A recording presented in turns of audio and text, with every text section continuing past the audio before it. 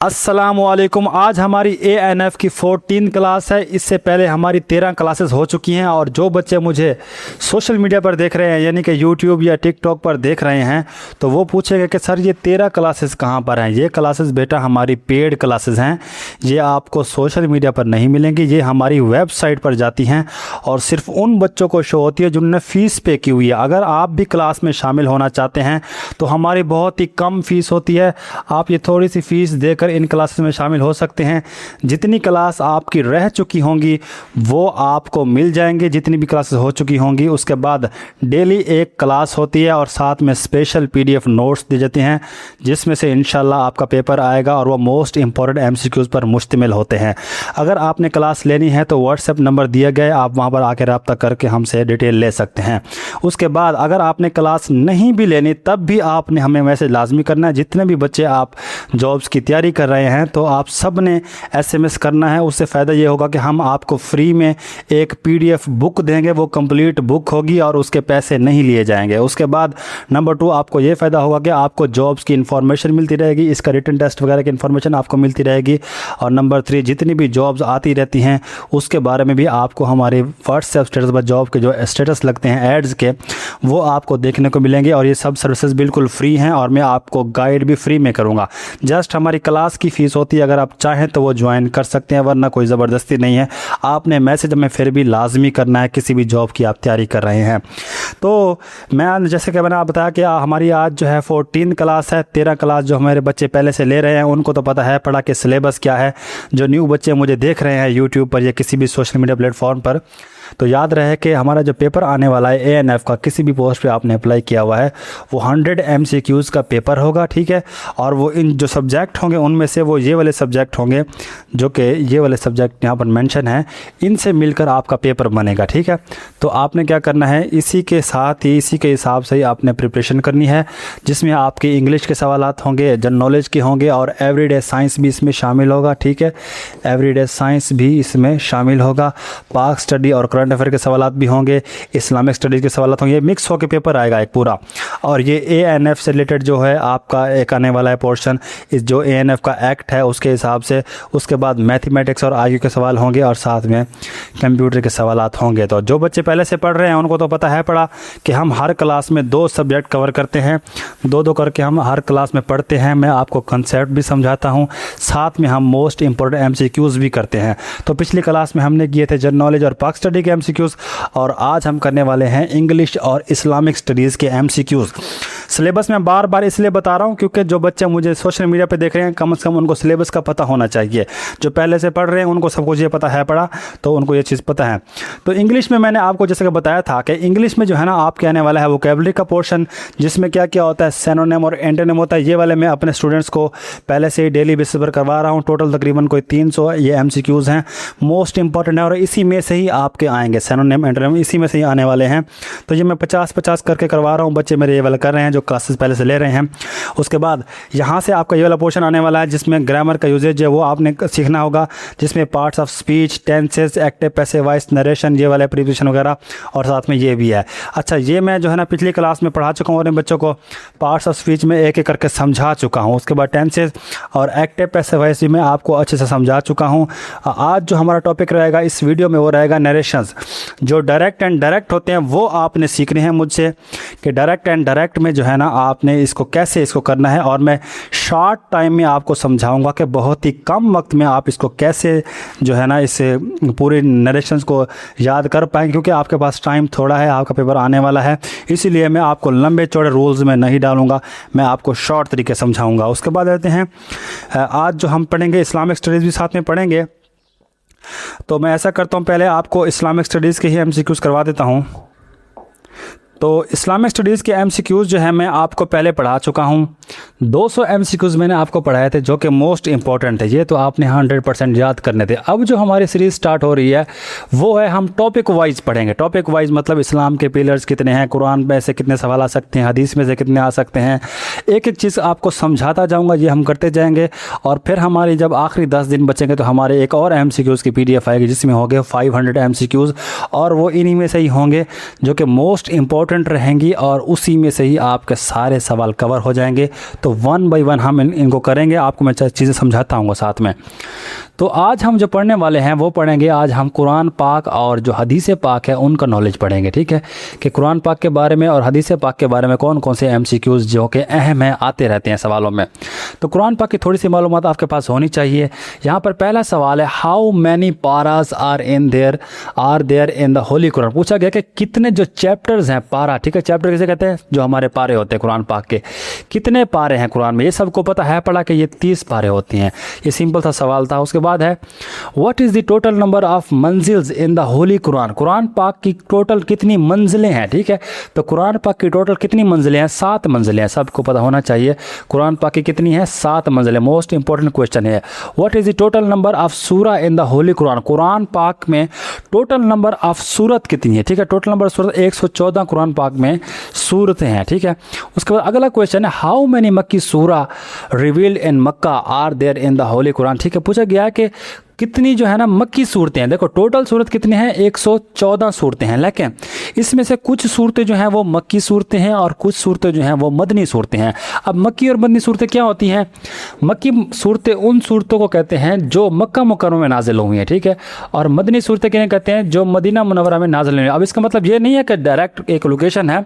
Actual में जब आप सल्लल्लाहु अलैहि वसल्लम मक्का मुकर्रमा में तशरीफ़ फरमाते, जितने साल आप वहाँ पर रहे, तो जब जितनी भी सूरतें नाज़िल होती रहीं वो कहलाती हैं मक्की सूरतें। जब आप सल्लल्लाहु अलैहि वसल्लम मक्का से हिजरत फरमा कर मदीना की तरफ चले गए थे, तो जितनी भी सूरतें नाज़िल हुई उनको हम क्या कहते हैं, मदनी सूरतें कहते हैं, ठीक है। अब इसको ज़रा कैसे आपने याद रखना है, याद रखना है कि आप सल्लल्लाहु अलैहि वसल्लम को 40 साल की उम्र में क्या मिली थी, नबूवत मिली थी, ठीक है, ये सबको पता है। उसके बाद आप सल्लल्लाहु अलैहि वसल्लम 63 साल की उम्र में दुनिया से रुखसत फरमा गए थे, ठीक है। तो ये टोटल कितना बनता है, आप अंदाज़ा लगा लो, ये 40 और 63 कितना बनता है, टोटल बनता है 23 साल। यानी कि 23 साल जो है ना आप सल्लल्लाहु अलैहि वसल्लम को जो ऑफिशियली एक नबूवत मिली थी। हालांकि आप सल्लल्लाहु अलैहि वसल्लम तो बहुत पहले से पैगम्बर हैं, अर्श से पैगम्बर हैं, लेकिन ऑफिशियली जिसमें वही आना नाजिल हुई तो वो 40 साल में स्टार्ट हुई, तो ये होगी 23 साल उम्र, ठीक है। अब इसमें से जो है ना आप सल्लल्लाहु अलैहि वसल्लम की जो ज़िंदगी मुबारक गुजरी है वो 13 साल गुजरी है मक्का के अंदर, ठीक है। और जो बाकी 10 साल बचते हैं, 23 ऐसे है ना, तो बाकी कितनी कहाँ पर रही है, मदीना मुनव्वरा में। ये सिंपल सा तरीका है। 13 साल आप सल्लल्लाहु मक्का मुकर्रमा में रहे, फिर हिजरत फरमा के 10 साल के लिए फिर आप मदीना में रहे हैं, और फिर उसके बाद आप सल्लल्लाहु 63 साल के हुए और दुनिया से जो है ना आप सल्लल्लाहु पर्दा फरमा गए। तो ये आपने डेट याद रखनी, ठीक है। अब जितनी सूरतें मक्का में नाजिल हुई वो मक्की सूरतें हैं, जितनी सूरतें मदीना में नाजिल हुई वो कितनी होती हैं, मदनी होती हैं। अब पूछा गया सवाल कि मक्की सूरतें कितनी हैं, तो टोटल सूरतें 114 हैं, उसमें से जो 86 सूरतें हैं वो कौन सी हैं, मक्की सूरतें हैं। 114 में से 86 सूरतें जो हैं वो मदनी सूरतें हैं, मक्की सूरतें हैं। अगर आप इसको माइनस कर दोगे तो आपके पास मदनी सूरतों की तादाद भी निकल आई, क्योंकि 86 तो मक्की हैं, जाहिर सी बात है, बाकी कौन सी होगी, मदनी होगी। अच्छा, ये कहीं कहीं पर ना 87 भी आंसर आता है, ठीक है, 87 भी ठीक आंसर है, याद रखना है। 87 भी ये कही जाती है कि स्टैंडर्ड जो गिनती है वो 86 ही है, लेकिन जो है ना 87 भी होती है। ये एक्चुअल में फ़र्क है थोड़ा सा, जो हमारे मकतब फ़िक्र है ना, मुख्तलिफ जो फ़िक्र के लोग हैं जैसा कि सुन्नी शिया वगैरह और अलग अलग रीजन के लोग, तो इनमें एक फ़र्क है, वो एक सूरत में इख्तलाफ है कि वो मदनी है या मक्की है। इस वजह से 87 भी आ जाता है, वो भी ठीक होता है, लेकिन एक साथ नहीं आएंगे, ठीक है। या तो 87 आने वाला ऑप्शन में होगा या तो फिर 86 होगा। तो आपने 86 पहले लगाना है, अगर ना हो तो फिर आप 87 भी लगा सकते हैं, ये भी करेक्ट आंसर होता है।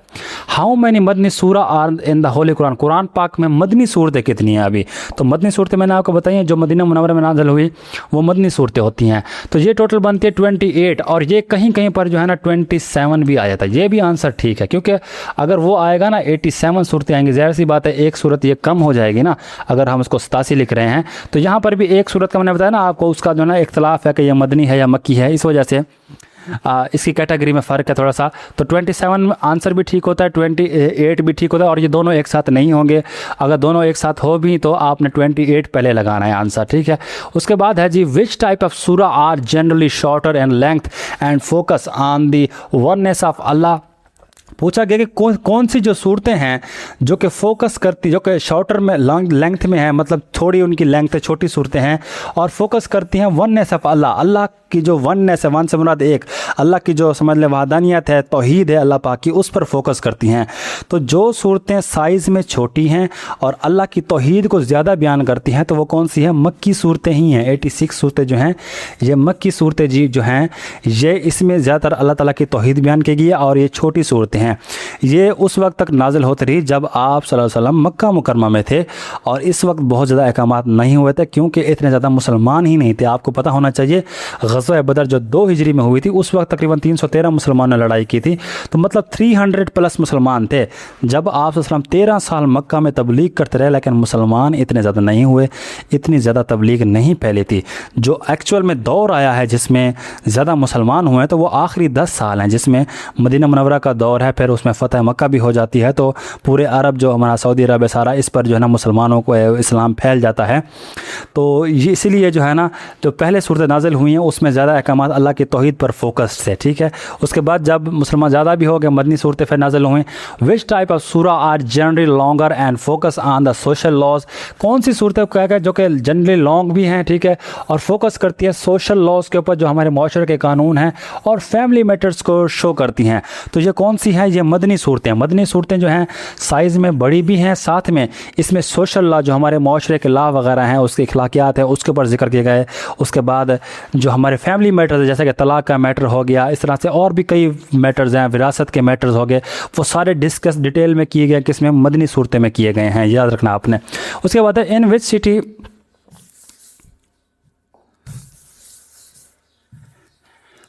अच्छा, in which city were the surah revealed that focus primarily on the life of the hereafter and the day of the judgment। पूछा गया कौन सी सूरतों में, कौन सी सूरतें जो हैं उसमें जो है ना बयान किया गया है, क्या बयान किया गया है, जो प्राइमरी फोकस किया गया है life hereafter and the day of judgment, मतलब जिसमें क़यामत का दिन जो डे ऑफ जजमेंट है इस पर और ज़िंदगी के बाद वाली जो ज़िंदगी है उस पर डिस्कस किया गया है। तो ये जो जिक्र आया ये मक्की सूरतों में आया है, ठीक है। ये जो मक्का की सूरतें हैं उसमें जो सिटी था मक्का, वहाँ पर जितनी भी सूरतें नाज़िल हुई तो उसमें ये जिक्र आया है, ज़्यादातर क़यामत का जिक्र उसी में ही बयान किया गया है। उसके बाद है द सूरा रिवील्ड आफ्टर द हिजरत ऑफ द होली प्रॉफिट सल्लल्लाहु अलैहि वसल्लम आर कॉल्ड। पूछा गया कि कौन जो सूरतें नाजिल हुई हिजरत, जो माइग्रेशन थी, आप सल्लल्लाहु अलैहि वसल्लम हिजरत फरमाई थी, उसके बाद जो सूरतें नाजिल हुई उनको क्या कहते हैं? ये मैंने आपको अभी बताया, उनको मदनी सूरतें ही कहते हैं, ज़ाहिर सी बात है। उसके बाद है what is the total number of verse in the holy Quran, Quran पाक में टोटल कितनी आयतें हैं? Total number of verse, verse mean आयत, ठीक है। तो कितनी वर्सेस हैं कुरान पाक में? तो ये हैं 6236 आयत हैं, ठीक है, ये स्टैंडर्ड मानी जाती हैं। इसके अलावा एक और आंसर भी है इसका, वो है 6666, 4 बार 6, ये भी आंसर ठीक होता है। अगर दोनों एक साथ आए हुए हैं तो तब आपने लगाना 6236 वाला, अगर ये आंसर ना हो, ये वाला आया हो, तो ये भी आंसर क्या है? ठीक माना जाता है। इसमें भी थोड़ा सा इख्तलाफ है इसलिए ये भी ठीक होता है। एक साथ दोनों नहीं होंगे, अगर एक साथ आ भी जाएं तो आपने पहला ये वाला सिलेक्ट करना है। What is the total number of रुकू इन द होली कुरान, कुरान पाक में टोटल रुकू कितनी है? टोटल रुकू कितनी है? 558 रुकू हैं, ठीक है, ये टोटल नंबर रुकू हैं और इसको स्टैंडर्ड माना जाता है। इसमें भी इख्तलाफ है, कहीं कहीं पर 540 भी आता है। तो आपने क्या करना है, अगर दोनों एक साथ आए हुए हों तब आपने 558 लगाना है, अगर ये ना हो 540 भी आप लगा सकते हैं, ये भी सही माना जाता है और ज़्यादा सही माना जाता है 558 को। उसके बाद है which surah is known as the beauty of the Quran, पूछा गया किस सूरत को ब्यूटी ऑफ कुरान, कुरान की खूबसूरती कहते हैं, जिसे हम जीनतुल कुरान भी कहते हैं। तो ये टाइटल है सूरत अल रहमान का, ठीक है। सूरत अर रहमान जो है इसको कहते हैं ब्यूटी ऑफ द कुरान और इसका एक और नाम भी है अरूसुल कुरान, ठीक है, अरूसुल कुरान। अरूसुल कुरान का मतलब क्या होता है? अरूस का मतलब होता है दुल्हन, कुरान की दुल्हन, ठीक है। कुरान की दुल्हन जो है वो भी यही सूरत है, क्योंकि दुल्हन खूबसूरत होती है इसलिए ब्यूटी ऑफ कुरान भी इसे हम कहते हैं। तो कुरान की दुल्हन भी इसी सूरत को कहते हैं जिसे हम अरूसुल कुरान भी कहते हैं। How many times is the name Muhammad सल्लल्लाहु अलैहि वसल्लम mention in the holy Quran, पूछा गया कि कितनी बार जो है नाम मोहम्मद, ये मोहम्मद नाम जो है सल्लल्लाहु अलैहि वसल्लम, ये कितनी बार कुरान पाक में डायरेक्ट आया है? तो कुरान पाक में 4 बार जो ये नाम है ना आया है कुरान पाक में, मोहम्मद जो नेम है सल्लल्लाहु अलैहि वसल्लम। उसके बाद how many times is the name Ahmad, ये जो नाम अहमद है ये भी आप सल्लल्लाहु अलैहि वसल्लम का नाम है। Mention in the holy Quran, Quran पाक में ये कितनी बार आया? ये 1 बार आया जस्ट। ये जो नाम है अहमद ये 1 बार आया है और मोहम्मद जो है वो 4 बार आया है सल्लल्लाहु अलैहि वसल्लम। उसके बाद विच सूरा इज़ कॉल्ड बाबुल कुरान, कौन सी सूरत को हम बाबुल कुरान कहते हैं? बाबुल कुरान का मतलब क्या होता है? बाब का मतलब होता है दरवाज़ा, ठीक है, कुरान का दरवाज़ा। तो कुरान का दरवाज़ा किसे कहते हैं? सूरत अल-फातिहा को कहते हैं, क्योंकि जब आप कुरान पाक को खोलते हैं तो सबसे पहले जो सूरत आती है वो कौन सी होती है? सूरत अल-फातिहा होती है। इसीलिए दरवाज़ा भी क्या काम करता है? एक फर्स्ट चीज़ होती है जो हमें खोलने के बाद शो होती है। उसके बाद है विच इज़ द लॉन्गेस्ट सूरा इन द होली कुरान, कुरान पाक की सबसे लंबी सूरत कौन सी है? ये सबको पता होगा, सूरत अल-बकरा जो है कुरान पाक की सबसे लंबी सूरत है। और सबसे छोटी सूरत कौन सी है? सूरत अल-कौसर सबसे छोटी सूरत है। Which surah of the holy Quran does not start with the Bismillah, कौन सी कुरान पाक की सूरत है जो कि बिस्मिल्लाह के साथ स्टार्ट नहीं होती? कुरान पाक की जितनी भी सूरतें हैं वो बिस्मिल्लाह के साथ स्टार्ट होती हैं, लेकिन एक सूरत ऐसी है जिसमें बिस्मिल्लाह नहीं आया है शुरू में। उस सूरत का नाम है सूरत अल-तौबा। सूरत अल-तौबा जो है इसमें बिस्मिल्लाह नहीं आया है और इसमें अल्लाह पाक ने गुस्से का इजहार किया है, इस वजह से शायद बिस्मिल्लाह नहीं आया। उसके बाद है इन विच सूरा डज बिस्मिल्लाह अपीयर ट्वाइस, कौन सी सूरत में बिस्मिल्लाह जो है 2 बार आया? ये भी एक ही सूरत है कुरान पाक में जिसमें बिस्मिल्लाह 2 बार आया। हालांकि हर सूरत के शुरू में बिस्मिल्लाह आता है, उसके बाद बिस्मिल्लाह नहीं आता, लेकिन इस सूरत में जो है बिस्मिल्लाह 2 बार आया, एक शुरू में आया है और एक इसके अंदर आया है आयत के अंदर। तो ये सूरत अल-नमल है, मशहूर सवाल है, सूरत अल-नमल में जो है बिस्मिल्लाह 2 बार आया है। Which surah is refer to as the heart of the Quran, कौन सी सूरत को हार्ट ऑफ द कुरान कहते हैं? मतलब कुरान पाक का दिल किस सूरत को कहा जाता है? तो ये कहा जाता है सूरत यासीन को। सिंपल सा सवाल है, याद कर लो। उसके बाद है विच सहाबी companion had several Quranic verses revealed regarding his views, पूछा गया है कि किस सहाबी की वजह से जो है ना जब वो अपने व्यूज़ देते थे तो काफ़ी सारी आयतें नाजिल हो जाती थी या आयतें नाजिल हुई हैं। तो ये टाइटल जाता है हज़रत उमर रज़ी अल्लाह अन्हु के पास, क्योंकि हज़रत उमर रज़ी अल्लाह अन्हु जब भी कोई मसला लेके जाते थे ना आप सल्लल्लाहु अलैहि वसल्लम से पूछने के लिए कि या रसूल अल्लाह इस मसले के बारे में हमें बताइए, तो उसके बारे में अहकामात नहीं होते थे तो अल्लाह पाक उसको कुरान पाक के थ्रू बताते थे, जो कि एक अच्छी मतलब ये इनकी दानिशमंदी, इनकी ज़हीन का आप कह सकते हैं, इतने ज़हीन थे कि अल्लाह पाक जो है ना इस मसले का हल भी देते थे। इसलिए जो है ना आप सल्लल्लाहु अलैहि वसल्लम ने कहा था कि अगर मेरे बाद कोई नबी होता तो वो उमर होते, लेकिन मेरे बाद कोई नबी नहीं है। इसी वजह से ही तो कहा था ना, क्योंकि इतने ब्रिलियंट थे, ठीक है। अच्छा, तो ये आपने दिमाग में रखना है। और इसमें कई मकसद ऐसे कई इनके मौके ऐसे बने, जैसा कि शराब का मौका था। शराब जो पहले इस्लाम में थी वो हिलाल थी, ठीक है। सहाबा कराम भी पीते रहे शुरू में, तो जैसे ये हराम हुई तो फिर सब ने फेंक दी थी। कुरान पाक में 1-2 बार इसके अहकामात आए, उसमें 100% हराम नहीं किया गया था। फिर बाद में उसी कुरान पाक में जब आयत नाज़िल हुई बाद में, तो उसमें 100% इसको हराम कर दिया गया था शराब को। तो ये मसला भी हज़रत उमर ही पूछने गए थे कि आप इसके बारे में बताएं कि ये चीज़ जिससे बंदे को होश नहीं रहता है क्या वो हिलाल है नहीं है। तो उसके मुताबिक आयत नाज़िल होती रही हैं, इसलिए इनको ऐसा कहा जाता है। उसके बाद है हु इज़ द ओनली सहाबी mention by the name in the holy Quran, कौन से सिर्फ ओनली एक ही सहाबी हैं जिनका नाम जो है कुरान पाक में आया। कुरान पाक में डायरेक्ट नाम जो आया है ना वो सिर्फ और सिर्फ आया है हज़रत ज़ैद बिन हारिस रज़ी अल्लाह अन्हु का। ये आप सल्लल्लाहु अलैहि वसल्लम के मुँह बोले बेटे भी थे और इनका जिक्र आया है सूरत अहज़ाब में। ये सवाल ही पूछा जा सकता है कि किस सूरत में जो है ना हज़रत ज़ैद बिन हारिस का किस सहाबी का नाम आया था। वो सूरत अहज़ाब में जो है ना इनका डायरेक्ट नाम आया है और ये एजाज़ सिर्फ इन्हीं के पास है। Which is the longest verse in the holy Quran, Quran पाक की सबसे लंबी आयत कौन सी है, ठीक है। लंबी आयत आपने बतानी है, तो ये सूरत अल-बकरा की आयत नंबर 282 जो है ये कुरान पाक की सबसे लंबी आयत मानी जाती है, याद रखना है आपने।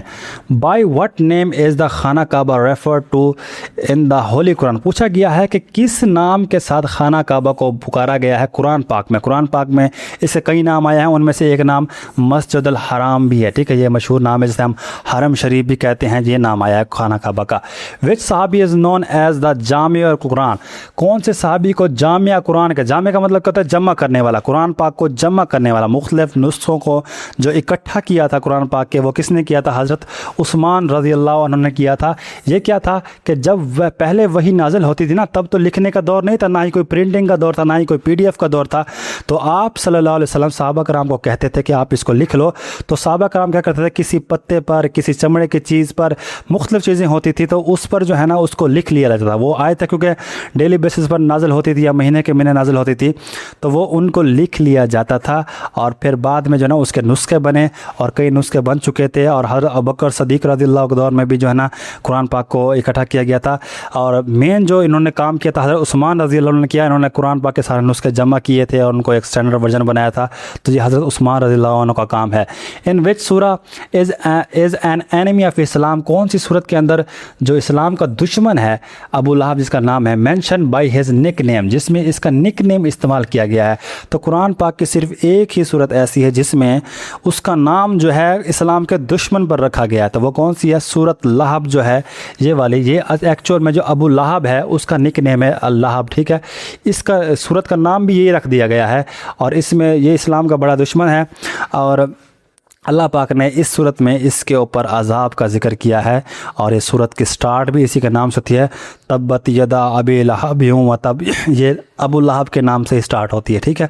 उसके बाद है which lady is mentioned by name in the holy Quran, कौन सी जो औरत है, फीमेल्स हैं, लेडी हैं, कुरान पाक में उनका नाम मेंशन हुआ है। तो नाम मेंशन हुआ है तो वो किनका है? हज़रत मरियम रज़ी अल्लाह अन्हा, अपने हज़रत मरियम अलैहिस्सलाम का है, जो हज़रत ईसा अलैहिस्सलाम की अम्मी जान है, उनका जिक्र है। और इसके नाम से सूरत आपको पता है कि सूरत मरियम जो है ना इसी नाम से है। उसके बाद है इन विच पारा चैप्टर, पैरा मतलब चैप्टर, ठीक है, इसको इंग्लिश में चैप्टर कहते हैं। डज द फर्स्ट सजदा ऑफ द रिसाइटेशन अकर, तो पहला सजदा जो है किस सिपारे में आया है? तो ये कौन सा है? सजदा तिलावत जो है वो किस में आया है? पारा नंबर 9 में, ठीक है। सजदा क्या होते हैं? कुरान पाक में टोटल 14 सजदे हैं, ठीक है। टोटल कितने हैं? 14 सजदे हैं। सजदा तिलावत है, ठीक है। जब हम तिलावत कर रहे होते हैं ना, अगर ये वाला सजदा आ जाए तो हमारे पर फ़र्ज़ होता है कि हमने क्या करना होता है? सजदा करना होता है, ये लाजमी होता है, ठीक है, कुरान पाक पढ़ते वक्त। तो टोटल ऐसे 14 मकाम आते हैं, और सबसे पहला सजदा जो है वो 9वें सिपारे में आता है, याद रखना है आपने। उसके बाद है जी what is the total number of sajda tilawat in the holy Quran. अभी मैंने आपको बताया है, पूछा गया है कि सजदा तिलावत की तादाद कितनी है कुरान पाक में, तो वो कितनी है? टोटल 14 है। अच्छा, which surah is called Ahsanul Qasas the best story, ठीक है। आहसनुल कसस जो है ना किस सूरत को कहा गया है, ठीक है। आहसन का मतलब होता है सबसे अच्छी, ठीक है। आहसन मतलब बेहतरीन। तो सबसे अच्छा किस्सा जो है किस सूरत को कहा गया है? तो वो सूरत यूसुफ को कहा गया है। और ये अल्लाह पाक ने फरमाया, अल्लाह पाक ने शुरू में ही कहा है कि हम आपको एक आहसनुल कसस सुनाते हैं, ठीक है, एक आहसन किस्सा सुनाते हैं, जो कि सूरत यूसुफ अलैहिस्सलाम का था। बहुत ही आहसन किस्सा है, बहुत ही इंस्पायरिंग है।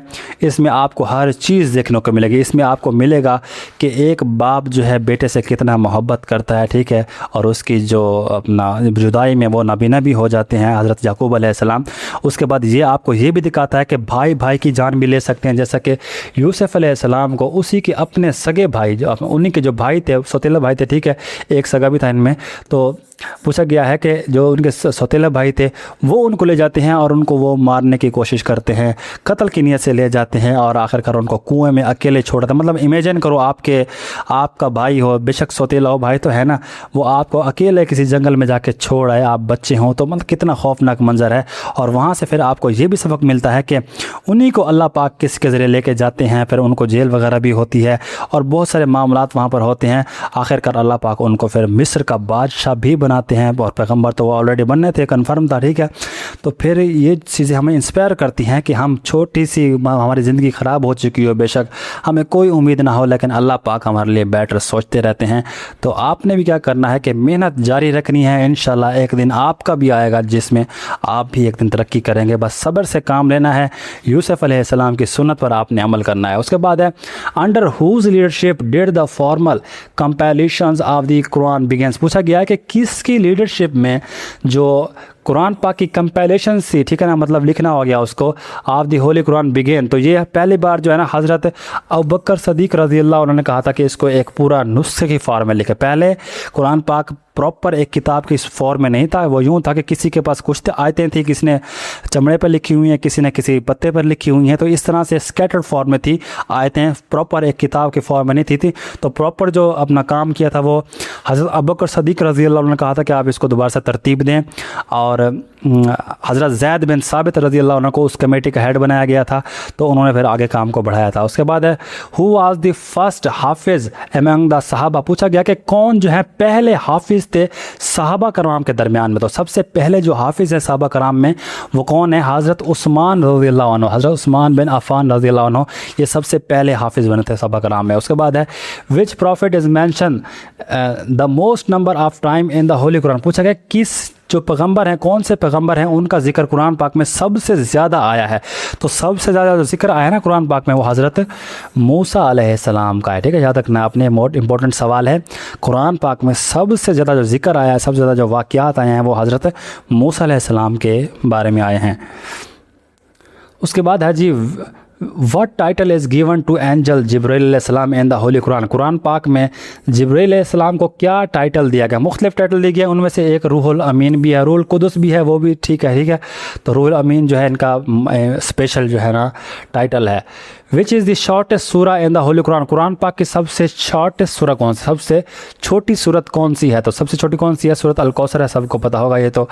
विच टू सूरा आर कलेक्टिवली नोन एज मौज़तैन, पूछा गया है कि कौन सी सूरतें हैं जिनको कलेक्टिवली मतलब एक साथ उनको मौज़तैन कहा जाता है। ठीक है, तो जो कौन कौन सी है? सूरत अल फलक और सूरत नास है। देखो याद रखना आपने, जो ये मौज़तैन है, ये कौन क्या लफ्ज़ है? मौज़तैन, ये बहुत ही इंपॉर्टेंट सूरतें हैं। ठीक है, अरबी में जहाँ पर भी तैन आ जाए ना, तैन का मतलब दो होता है, इसका मतलब है दो सूरतें। एक और भी लफ्ज़ आता है मौज़ात, मौज़ात भी कहते हैं। ठीक है, मौज़ात कहते हैं तीन सूरतों को। ठीक है, अब मौज़तन कौन कौन सी है? जो कुरान पाक की आखिरी दो सूरतें हैं ना, सूरत अल फलक और सूरत अल नास, कुल औज़ बि रब्बिल फलक और कुल औज़ बि रब्बिन नास वाले, उनको बोलते हैं मौज़तैन।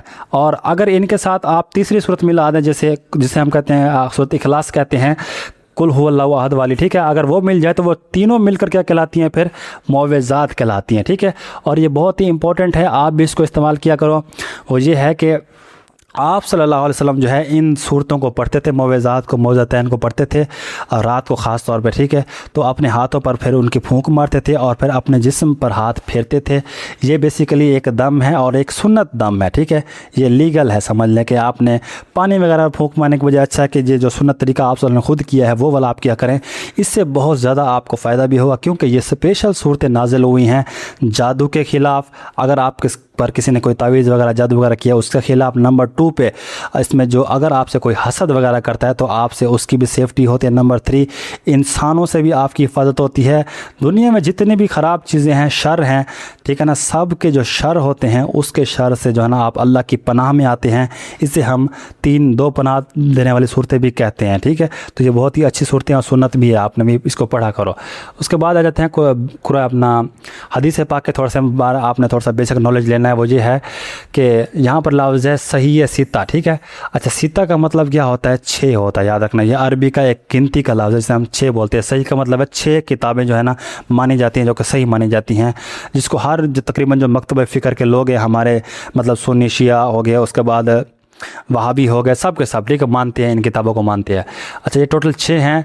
इसमें से हाजी what is defined as the mentioning of the command by the holy prophet sallam and the deed performed by him, पूछा गया है कि जो काम आप सल्लम ने हुक्म दिया, कमांड की, ठीक है, या फिर जो भी काम आप सल्लम ने खुद किए उनको क्या कहते हैं? उनको हदीस ही कहते हैं। ठीक है, हदीस क्या है? आप सल्लम ने जितने भी कौल फरमाए, मतलब जो बातें आपने फरमाई या आपने जो फेल से मुराद किया वो काम, ठीक है, आप सल्लम ने जो भी अहकामात ज़बानी करार दिए वो भी हदीस का हिस्सा होते हैं, और जो आप सल्लम ने करके दिखाए वो भी हदीस होती है, क्योंकि हदीस का मतलब भी सुन्नत ही है। ठीक है, जो कि आप सल्लम हुक्म दे दें या फिर आप सल्लम खुद करके दिखा दें। उसके बाद आते हैं how many authenticated books of the हदीस आर इंक्लूडेड इन द सही सित्ता। पूछा गया कितनी जो ऑथेंटिक बुक हैं, सही बुक हैं, वो इंक्लूड हैं, शामिल हैं किस में, सही सित्ता में। ठीक है, मैंने बताया कि ये 6 किताबें हदीस पाक की, जिसमें बुखारी शरीफ, मुस्लिम शरीफ हो गया, इब्ने माजा है, इसी तरह से और भी हैं, अबी दाऊद है, तो ये सारे 6 किताबें मिलती हैं। तो ये टोटल कितनी बनेंगी यहाँ पर, 6 आएंगे। ठीक है, सित्ता का मतलब 6 ही होता है। Who is the compiler of the हदीस बुक, कौन जो है जिसने लिखी थी, कंपाइलर थे कि अपना कौन सी किताब के, सही बुखारी के। ठीक है, ये सही सित्ता में से एक किताब है, सही सित्ता में से। तो इस जो बुखारी शरीफ को लिखा था उसके इमाम का नाम क्या है, पूरा नाम वो है इमाम मोहम्मद बिन इस्माइल बुखारी। ठीक है, ये इनका पूरा नाम है, और इन्हीं बुखारी की वजह से इसकी किताब का नाम भी जो है इनकी वो क्या है, बुखारी शरीफ है। और बहुत ही अच्छी किताब है हदीसों की, और इसको अथेंटिक माना जाता है। बहुत अच्छा काम इन्होंने किया है। उसके बाद है Sahih Muslim was compiled by which of the following scholars. Sahih Muslim book जो है वो किसने उनको कंपाइल किया, किसने उनको लिखा है, तो ये किसने इकट्ठे किए लिखी हैं, ये इमाम मुस्लिम बिन हज्जाज। ठीक है, इसलिए जो है ना इन मुस्लिम शरीफ कहते हैं, क्योंकि इनका नाम में ही है मुस्लिम। ठीक है, इन्हीं के नाम से मशहूर है मुस्लिम शरीफ किताब का नाम। विच scholar is responsible for the compilation of जामे तिरमिज़ी। ये भी सही सित्ता में से एक किताब है, जामे तिरमिज़ी। इसके मुसन्निफ़ का नाम पूछा गया है, लिखने वाले का नाम पूछा गया है, जिन्होंने कंपाइल की है, तो वो हैं इमाम अबू ईसा मोहम्मद बिन ईसा। नाम आपने याद कर लेने हैं, इसमें कोई समझाने वाली बात नहीं है, आप याद करोगे तो इंशाल्लाह आपको याद हो जाएगा। 2-4 बार ट्राई करने आपने। What is the full name of the compiler of the सुनन अबी दाऊद। सुनन अबी दाऊद भी सही सित्ता में से एक बुक है, तो इनके जो कंपाइलर है वो हैं इमाम अबू दाऊद सुलेमान बिन अशा। ठीक है, उसके बाद है who compile the book of the हदीस नोन एज द सुनन निसाई। ये भी सही सित्ता में से एक किताब है, सुनन निसाई। ठीक है, इसकी भी राइटर का नाम पूछा गया है, तो वो हैं Imam Abu Abdurrahman Ahmad bin Ali. उसके बाद है जी Sunan Ibne Majah was compiled by which famous scholar. Sunan Ibne माजा जो है ये भी उन्हीं में से किताब है, सही सित्ता में से। तो ये इसको किसने लिखा है, यहाँ पर पूछा गया यहाँ से, तो ये है imam Abu bin Abdullah Muhammad bin Yazid. ठीक है, नेक्स्ट क्वेश्चन है which book is considered as the earliest and the first major compilation of the hadith collected by imam Malik. पूछा गया कि कौन सी किताब है जो हदीस की, जिसको हम मानते हैं कि ये सबसे पहली मेजर किताब थी, मेजर कॉम्पिलेशन थी। तो ये एक जो किताब है इमाम मालिक ने लिखी थी, इमाम मालिक रहमतुल्लाह अलैहि, उस किताब का नाम है मोता। ठीक है, ये जो मोता किताब है, ठीक है, ये हदीस की बुक है मोता, इसको ये सबसे पहली किताब मानी जाती है हदीस की। ये सही सित्ता में नहीं शामिल है, ये उससे भी पहले लिखी गई है, बुखारी शरीफ से भी पहले लिखी गई है, और इसको भी जो है ना एक अच्छी किताब माना जाता है, जिसके राइटर जो हैं वो इमाम मालिक रहमतुल्लाह अलैह हैं, इसलिए इनको हम फर्स्ट मेजर बुक भी कहते हैं। तो चलें जी, यहाँ से हमारे इस्लामिक स्टडीज़ के कंप्लीट हो गए हैं। अब हम चलते हैं ज़रा अपने इंग्लिश की तरफ वापस। तो आज हम पढ़ने वाले हैं इंग्लिश में नरेशंस को, जिसे हम डायरेक्ट इनडायरेक्ट भी बोलते हैं। ये बहुत ही आसान टॉपिक है, कोई इतना मुश्किल टॉपिक नहीं है, आप अगर स्टेप बाय स्टेप समझोगे। हालांकि ये लंबा टॉपिक है, लेकिन आपके पास टाइम कम है, तो मैं आपको चाहता था इसको डिटेल में पढ़ाना, लेकिन मैं डिटेल में फुल नहीं पढ़ा सकता, क्योंकि आपके पास टाइम इतना नहीं है कि मैं आपको सिर्फ इसी में ही फंसा दूँ, बाकी सब्जेक्ट आपके ज़ाया हो जाएँ। लेकिन जो ट्रिक आपको मैं दूँगा यहाँ पर, आपको इसकी जो डायरेक्ट एंड डायरेक्ट है आपको अच्छे से याद हो जाएगा, इसी वीडियो में याद हो जाएगा। इसका एक पार्ट 2 भी आएगा नेक्स्ट क्लास में। पार्ट 2 में हम इसकी जो अक़साम होती हैं वो पढ़ेंगे। ठीक है, फ़िलहाल आपने इन चीज़ों पर वो नहीं करना, फिलहाल आपने समझना है कि डायरेक्ट एंड डायरेक्ट हमने बनाने कैसे हैं। अब आ जाओ कि सबसे पहले कि ये होती क्या चीज़ है, किस बला का नाम है डायरेक्ट इनडायरेक्ट नरेशन, और क्यों इसकी हमें ज़रूरत पेश आई है। ठीक है, तो डायरेक्ट एंड डायरेक्ट कुछ भी नहीं है, ये बोलने का एक तरीका है जो कि हम यूज़ करते हैं, और इसके कुछ रूल्स वगैरह होते हैं। अब ये एक्चुअल में क्या होता है कि एक बात आपको डायरेक्ट है, कोई बात डायरेक्ट आपको कही जाती है, कह दी जाती है, तो वो हमारी डायरेक्ट बात होती है।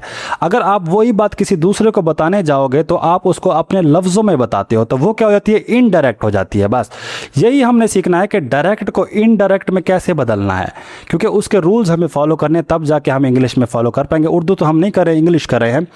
अब इसकी एग्जाम्पल आप यूँ लो, यहाँ पर बैठी हुई है एक बीवी कहती है अपने हस्बैंड साहब को कि इस बार जो है मुझे 20,000 का ड्रेस तुमने दिलवा के देना है, जो कि कहती भी हैं बेचारों हस्बैंड तो बेचारे वैसे गरीब होते, क्या कह सकते हैं, ठीक है। ये कहती है जी सुनते हो मुझे इस बार जो है ना 20,000 का ड्रेस चाहिए, ईद पर, ईद आने वाली भी है, ठीक है। अब ये कहता है चलो ठीक है, ये समझ लेता है, बेचारा बोल तो सकता नहीं है, बीवी का क्या बोलेगा, हर कोई डरता है बीवी से, ठीक है। फिर क्या होता है, ये अब चला जाता है उठ के अपनी अम्मी के पास जाता है। अब उसको पता है कि चलो मेरी अम्मी तो बात सुनेगी, ठीक है, ये अम्मी का लाडला भी है, मान लेते हैं। ये आता है यहाँ पर आके कहता है कि आपकी बहू जो है ना कह रही थी कि इस ईद पर मुझे 20,000 का ड्रेस आपने दिला के देना है। तो अब क्या हुआ, ये इसने इससे बात सुनी, ये एक डायरेक्ट बात थी, ठीक है। ये आके इसको बता रहा है, अपनी अम्मी जान को बता रहा है, तो फिर क्या हो गई, ये इनडायरेक्ट बात हो गई कि बात उसकी है, बता अपने लफ्ज़ों में रहा है, अम्मी जान को कोई शिकायत कर रहा है, ठीक है। तो यही तो है डायरेक्ट से इनडायरेक्ट, बस यही बोलने का तरीका, हमने यही सीखना है कि ये बंदा जो है इसको आके जो बात बताएगा अम्मी जान को, तो इसको कैसे हमने बदलना है, यही रूल्स हमने सीखने, ये इंग्लिश के रूल्स हैं। अब आप कहेंगे कि सर ऐसी क्या वजह है कि हमें रूल्स, इस लिखा हुआ तो है फिक्रा, जैसा कि ये फिक्रा लिखा हुआ है, the wife said I want a dress of 20,000 RS। तो बीवी ने कहा कि मुझे जो है 20,000 का ड्रेस आपने देना है, ठीक है। ये एक डायरेक्ट बात है, डायरेक्ट का मतलब क्या है, इसकी बात ये इसने कहा बीवी ने, और ये डायरेक्ट बात है कि इसने इनको कह दिया अपने हस्बैंड को, ठीक है। अब जो है ना आप कहेंगे कि सर क्या वजह है, ये ड्रेस लिखी हुई थी बात, ठीक है, क्यों इसको बदलना है, आखिर बदलना क्यों, इसकी वजह ये है कि इसके अंदर गड़बड़ हो जाती है। अगर हम इंग्लिश की बात करें कैसे, फॉर एग्जांपल अब मैं आपको मिसाल देता हूँ दो दोस्तों की, ठीक है। आप दो दोस्त हैं, गर्ल्स भी हो सकती हैं आपस में, फ्रेंड्स सहेलियाँ हैं, या दो बॉयज़ हैं, ठीक है, और एक दोस्त आपका वहाँ पर है, ठीक है, ये आप हैं, ये एक और आपका दोस्त है, तीसरा दोस्त आपका यहाँ पर है, ठीक है। अब ये दोस्त कहता है कि यार ये बंदा मुझे मिल गया ना, मैं इसको बहुत खूब मारूंगा, ठीक है। अब ये बात ये सुन लेता है, ठीक है। अब ये जाके अगर इसको डायरेक्ट कह दे कि भाई तू मुझे मिल गया ना, या कह दे कि भाई मिल गया ना तुझे मैं बहुत मारूंगा, तो जब आप किसी को जाके धमकी दोगे तो हो सकता है वो आपसे तगड़ा, तो फिर आपके वहाँ पर मार पड़ सकती है। इसी वजह से इनडायरेक्ट की ज़रूरत पड़ी कि भाई ये जहाँ पर अगर आप अपने आप को सेव करता तो यहाँ पर यह कहेगा कि भाई कि ये जो दोस्त है ना मेरा, ये वाला बंदा, ठीक है, ये फॉर एग्जांपल कोई भी है, ठीक है, ये बंदा जो है ना कह रहा था कि अगर तू मुझे मिल गया तो मैं तुझे बहुत मारूंगा। देखो अब ये बंदा सेफ हो गया। अगर ये डायरेक्ट नहीं कह रहा तो ये सेफ होने के लिए मतलब बदल सकते हैं, मतलब क्योंकि बदल जाते हैं, इसीलिए हमें ज़रूरत आई डायरेक्ट से इनडायरेक्ट नरेशन में जाने की। ये एक सिंपल सा मेथड है, ठीक है। अब आ जाते हैं इसमें जो है ना आपने पहचान क्या करनी है। ये तो आपको अभी पता लग गया कि डायरेक्ट इनडायरेक्ट होता क्या है, ठीक है। तो ये अभी सिर्फ आपको पहचान, अब आपने पहचान करना सीखनी है। सबसे पहले आपने जानना ये है कि एक्चुअल में डायरेक्ट क्या चीज़ है और उसमें हमें क्या क्या चीज़ें स्टेप बाय स्टेप कवर करनी है। अब देखो यहाँ पर पहले यहाँ पर आप गौर करना, इसमें जो है ना दो चीज़ होती है। एक होती है रिपोर्टिंग वर्ब जिसे हम बोलते हैं RV, ठीक है, और इसको हम बोलते हैं रिपोर्टेड स्पीच, RS या रिपोर्टेड स्पीच भी से हम बोल सकते हैं। और ये कंफ्यूज नहीं होना, इसको याद करने की ज़रूरत नहीं है। सिंपल यूँ याद रखो कि डायरेक्ट जो सेंटेंस होता है हमने जब हमने उसको इनडायरेक्ट में चेंज करना होता है तो फिर हम क्या करते हैं। सिंपल सी बात ये होती है कि डायरेक्ट में जो है दो पार्ट्स होते हैं। एक होता है कॉमे के बाहर वाला पार्ट, दूसरा होता है ये जो इन्वर्टेड कॉमास आपको नज़र आ रहे हैं ऊपर, ठीक है, एक होता है इसके अंदर वाला पार्ट। बस ये जो इन्वर्टेड कॉमास हैं, एक इसके अंदर वाला पार्ट आपने याद रखना है, दूसरा अपने कॉमे के बाहर वाला। बस ये हमारे होता है रिपोर्टिंग वर्ब और दूसरी होती है हमारी रिपोर्टिंग स्पीच, ठीक है। इसको हम रिपोर्टिंग स्पीच भी कहते हैं, ये रिपोर्टेड स्पीच होती है। तो इसको दिमाग से निकाल दो, अभी कुछ भी ना याद करो कि रिपोर्टेड स्पीच क्या है या रिपोर्टिंग वर्ब क्या है। फिलहाल दिमाग में क्या रखना है आपने कि डायरेक्ट, जब हम डायरेक्ट से इनडायरेक्ट में जाएंगे तो हमारे पास दो पार्ट होंगे, जिसमें एक होगा बगैर कॉमे वाला पार्ट और दूसरा होगा कॉमे के अंदर वाला पार्ट। बस ये दो ही चीज़ें तो आपने दिमाग में रखनी है। अब इसको याद करने का तरीका ये होता है, अब पहले आप ये समझो कि हमने जब हम इसका इनडायरेक्ट बनाएंगे तो तब हमने पहले इसके साथ छेड़छानी करनी है, क्योंकि शुरुआत तो हम यहीं से करेंगे ना, स्टार्ट तो हम यहीं से लेंगे। तो इसको जो है ना बदलने के तरीके हैं कि इसको हम कैसे लिखेंगे, हल करते वक्त हम इसको कैसे लिखेंगे। जैसा कि मैं इसको बना देता हूं डायरेक्ट, यहाँ पर मैं यहाँ लिख देता हूं इसको। अगर मैं इसका इनडायरेक्ट बनाऊं तो बनेगा द वाइफ सेड दैट, इसका मैं इनडायरेक्ट बना रहा हूं, ठीक है। और ये हो जाएगा she wanted a dress 20,000 RS, ठीक है। अब ये जो है ना, ये कैसे मुझे पता चला है कि यहाँ पर मैंने दैट लगाना है, यहाँ पर मैंने सेकंड फॉर्म लगानी है, यहाँ पर मैंने वो लगाना है। तो यही चीज़ तो हमने सीखनी है। तो अब जो है ना आपने दिमाग में रखना है कि पहले हमने जो है ना इस पार्ट को लिखना है। इसको कैसे लिखना है, इसका रूल याद करो, फिर मैं आपको बताता हूँ कि अंदर वाले का रूल क्या होगा। बस हमारे सवाल हालात हो जाएंगे, ठीक है, कोई मुश्किल वाली बात नहीं है। फिलहाल दिमाग में रख लिया आपने कि एक कॉमे के बाहर वाला हिस्सा, एक कॉमे के अंदर वाला हिस्सा। अब हम पहले सीख रहे हैं, पता कर रहे हैं कि जब कॉमे के बाहर वाला हिस्सा है उसको हम कैसे चेंज करेंगे, उसको हम कैसे लिखेंगे, उसकी पहचान कैसे होगी। सिंपल सी बात यह है कि अगर आपके कॉमे के बाहर वाले हिस्से में, अगर आपके कॉमा के बाहर वाले हिस्से में क्या हो, जो है ना उसके हिस्से में से हो, सेज हो या सेड हो, ठीक है। और उसके बाद आपने दिमाग में रखना है ये अवेलेबल हो और उसके आगे जो है ऑब्जेक्ट ना हो, कोई भी ऑब्जेक्ट ना हो। ऑब्जेक्ट क्या होता है मैं आपको समझाता हूँ, ठीक है। ऑब्जेक्ट नहीं होना चाहिए, नो ऑब्जेक्ट हो, ठीक है। ऑब्जेक्ट क्या होता है, मतलब जैसा कि ये जैसे ना, ये है द वाइफ सेड, इसमें ये सब्जेक्ट है, ये इसकी फॉर्म है और आगे कोई भी वर्ड नहीं है, ठीक है। ये है the wife said to me. अब ये जो मी है ना, ये ऑब्जेक्ट आ गया इसमें, तो ये एक इजाफा हो गया। टू के साथ जो भी लगा होगा ना वो आपका ऑब्जेक्ट होगा। दिमाग में ये रखना कि अगर सेड या से के बाद लगा हुआ है, मी हो गया, कुछ भी लगा हुआ है, तो वो हमारा क्या होता है, ऑब्जेक्ट होता है। अगर तो इसमें ऑब्जेक्ट नहीं है तो आपने जो है ना से हो गया, सेड हो गया या सेज, इसमें से भी हो सकता है, सेड भी हो सकता है और बाकी वर्ड भी होते हैं, वो बाद में समझेंगे, ठीक है। इतना दिमाग में रखो। अगर तो आपके इसके बाद कोई भी ऑब्जेक्ट नहीं है तो तब तो जो है ना आपने इसको चेंज नहीं करना, ठीक है। ये सेड का सेड ही रहेगा। अगर से लिखा हुआ है तो से ही रहेगा, सेज लिखा हुआ है तो सेज ही रहेगा, अगर सेड लिखा हुआ है तो सेड ही रहेगा। सिंपल बात समझ आ गई मेरी? क्या बात समझ आई आपको कि सर जी अगर इस सेड के बाद टू मी वगैरह नहीं होगा तो हम इसके साथ छेड़छानी नहीं करेंगे, कोई भी छेड़खानी हमने नहीं करनी, इसको हम वैसे का वैसा लिख देंगे। देखो पहला पार्ट आपको कवर हो गया ना, इसको आपने वैसे का वैसा लिख देना है। उस सूरत में अगर इसके बाद जो है टू मी वगैरह या कोई भी ऑब्जेक्ट कोई भी नहीं आ रहा, अभी हम कॉमे के बाहर वाले हिस्से की बात कर रहे हैं, अंदर वाले के हिस्से की बाद में बात करेंगे, ठीक है। तो इसमें आपने कोई भी नहीं करना, आप उसको एज इट लिख देंगे जैसे कि मैंने लिखा भी था ऊपर।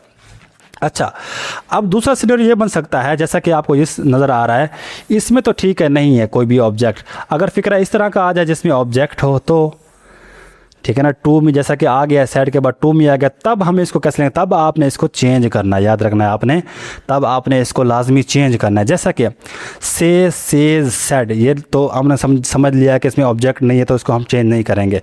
अगर जो है ना ये जैसे कि सेड आया हुआ है, ठीक है, अगर इसके बाद जो है ऑब्जेक्ट आ गया है तो तब आप क्या करेंगे, जो से और सेज होगा आपने इसको चेंज कर देना है टेल या टेल्स में, ठीक है। ये टेल्स क्यों लगेगा, ये लगेगा अपना जो सिंगुलर सेंटेंस होता है उसके हिसाब से एस या एस का इजाफा होता है, जो हमारा सिंगुलर सब्जेक्ट होता है उसके हिसाब से। ये समझा दूंगा, टेंस में समझा दूंगा। फिलहाल दिमाग में इतना रखो कि अगर हमारा सेड या से के बाद क्या लगा हुआ है, क्या लगा हुआ है, अगर कोई ऑब्जेक्ट लगा हुआ है, अगर पीछे लिखा हुआ है से, फॉर एग्जांपल यहाँ पे लिखा होता से वाइफ से टू मी, ठीक है, तो हम क्या करेंगे, इस से या सेज को हम कन्वर्ट कर देंगे किस में, टेल में कन्वर्ट कर देंगे, ठीक है। ये किस में हो जाएगा, टेल। जब हम इसको लिखेंगे तो हम इसको से नहीं लिखेंगे आप, तब हम क्या लेंगे, इसको हम ख़त्म कर देंगे, से को हम ख़त्म कर देंगे तो हम बना देंगे टेल, ठीक है।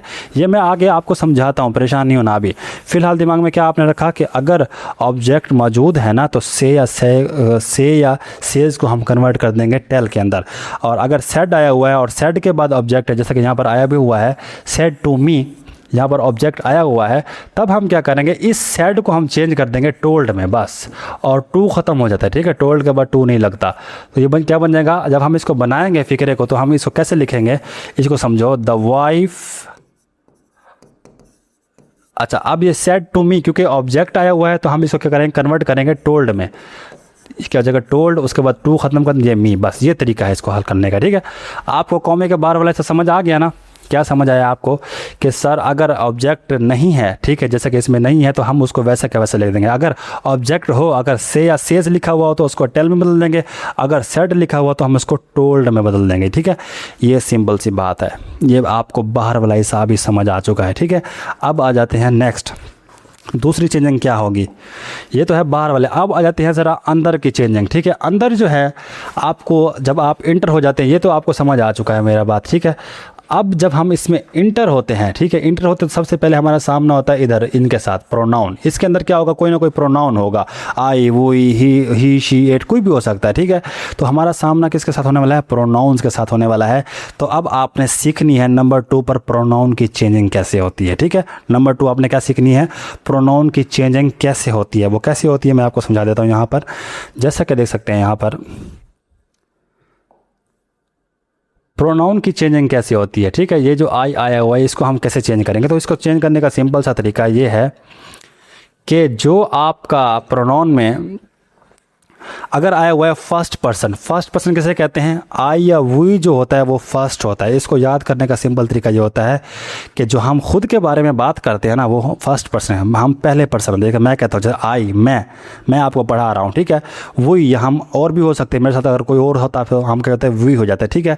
तो ये हमारे क्या होती है, फर्स्ट पर्सन होते हैं। और सेकेंड पर्सन कौन होता है, यू, जैसा कि आप है, आई मैं पहला हो गया, मैं आपको कोई बात को क्या यू कह दूँ आपको, तो आप क्या हो जाएंगे, सेकेंड पर्सन हो जाएंगे, ठीक है। और थर्ड पर्सन क्या होता है, थर्ड पर्सन होता है ही, शी, इट, ये होता है तीसरा मतलब क्या हुआ, एक तो मैं हो गया कि आई, ठीक है, मैं कहता हूँ यू, आप दूसरे, और मैं कहता हूँ यार वो, ही, शी, इट, ठीक है ना। तो वो हम इशारे कर रहे हैं तो हम किसी तीसरे को जिक्र कर रहे हैं, तो वो क्या होती है, हमारा थर्ड पर्सन होता है, ठीक है। अब ये कोई कंफ्यूज नहीं होना कि यार ये फर्स्ट पर्सन क्या, दिमाग में इतना रखो कि हम जो है वो फर्स्ट पर्सन है, मतलब आई और वी अगर आया हुआ हो तो फर्स्ट होता है, सेकंड क्या होता है, यू होता है, और थर्ड जो होता है वो ही, शी, इट होता है। और इसको चेंज करने का तरीका ये है कि अगर उस क्वेश्चन के अंदर आया हुआ है फर्स्ट पर्सन, फर्स्ट से मुराद क्या हुआ, आई या वी का इस्तेमाल किया गया है, आई या वी का इस्तेमाल किया गया है, तब हम क्या करेंगे, सिंपल सा तरीका ये होता है कि तब हम क्या करते हैं, इसको जो है ना कन्वर्ट करते हैं इस सब्जेक्ट के साथ, ठीक है।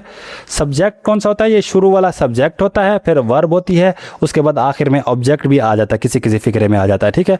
तो अगर हमारे पास फर्स्ट पर्सन आया हुआ है तो हम उसको कन्वर्ट कर देंगे किसके साथ, हम उसको चेंज कैसे करेंगे, इसको देख के करेंगे, इसका जो सब्जेक्ट होगा उसी हिसाब से चेंज करेंगे। अगर ये लड़की है तो हम उसकी जगह पर उसका प्रोनाउन लगाएंगे, अगर ये लड़का है तो उसकी जगह पर हम उसका प्रोनाउन लगाएंगे, ठीक है।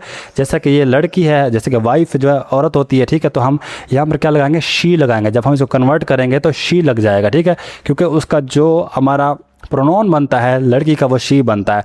अगर लड़का हो तो हम यहाँ पर ही लगाते थे, अगर जम्मा होती तो हम वहाँ पर और भी वर्ड दे लगा सकते थे, ठीक है। तो ये आपने दिमाग में रखना है फ़िलहाल। तो ये है इसकी चेंजिंग, सब्जेक्ट के साथ चेंजिंग करनी है। अगर आपके पास फ़िक्रे में आई या हुई आया हुआ है शुरू में, ठीक है, तो हम इसको चेंज करेंगे इसके साथ, ठीक है। उसके बाद अगर हो सकता है कि फ़िक्रे में जो है ना सेकंड पर्सन आया हुआ, जैसे कि यू हो, अगर यू आया हुआ हो यहाँ पर, अगर यहाँ पर ऐसे होता द वाइफ सेड, ये ना होता, यहाँ पर होता यू वांट अ ड्रेस। अब यू जो है ये सेकंड पर्सन होता है, ठीक है, यू क्या होता है, सेकंड पर्सन होता है। तो इसको हम कन्वर्ट करते हैं इसके ऑब्जेक्ट के साथ, जैसा कि यहाँ पर दिखा हुआ है, ठीक है। अगर यहाँ पर होता यू, ये यू होता, तो अब यू जो है सेकंड पर्सन है, तो हम इसको कन्वर्ट करेंगे इसका जो ऑब्जेक्ट है, ठीक है, ये ऑब्जेक्ट है मी, ठीक है, टू मी, ये ऑब्जेक्ट होगा, हमेशा मैंने आपको बताया है, और ये सब्जेक्ट है, ठीक है। तो ये फ़र्क है इसमें, फर्स्ट पर्सन हो जैसे कि आई हो, उसके बाद वी हो, तो हम इसको कन्वर्ट करेंगे इसके साथ। अगर सेकंड पर्सन हो जैसे कि यू आया हुआ हो तो हम कन्वर्ट करेंगे इसके साथ। परेशान नहीं होना, जब MCQs आगे हम करते हैं तो आपको समझ आ जाएगा, फ़िलहाल दिमाग में इतना याद रखो। उसके बाद तीसरा पर्सन अगर आया हो, यहाँ पर ही अगर ही, शी, इट आया होता, जैसे कि ही होता यहाँ पर, ये ना होता, ही वॉन्ट, शी वॉन्ट, ठीक है, तो तब तो इसमें चेंजिंग करते ही नहीं है, तब चेंजिंग करने की ज़रूरत नहीं है, क्योंकि जो थर्ड पर्सन होता है वो चेंज नहीं होता, वो ही हो तो ही रहेगा, शी हो तो शी रहेगा, इट हो तो इट रहेगा, उसमें चेंजिंग कोई भी नहीं होती है, ठीक है।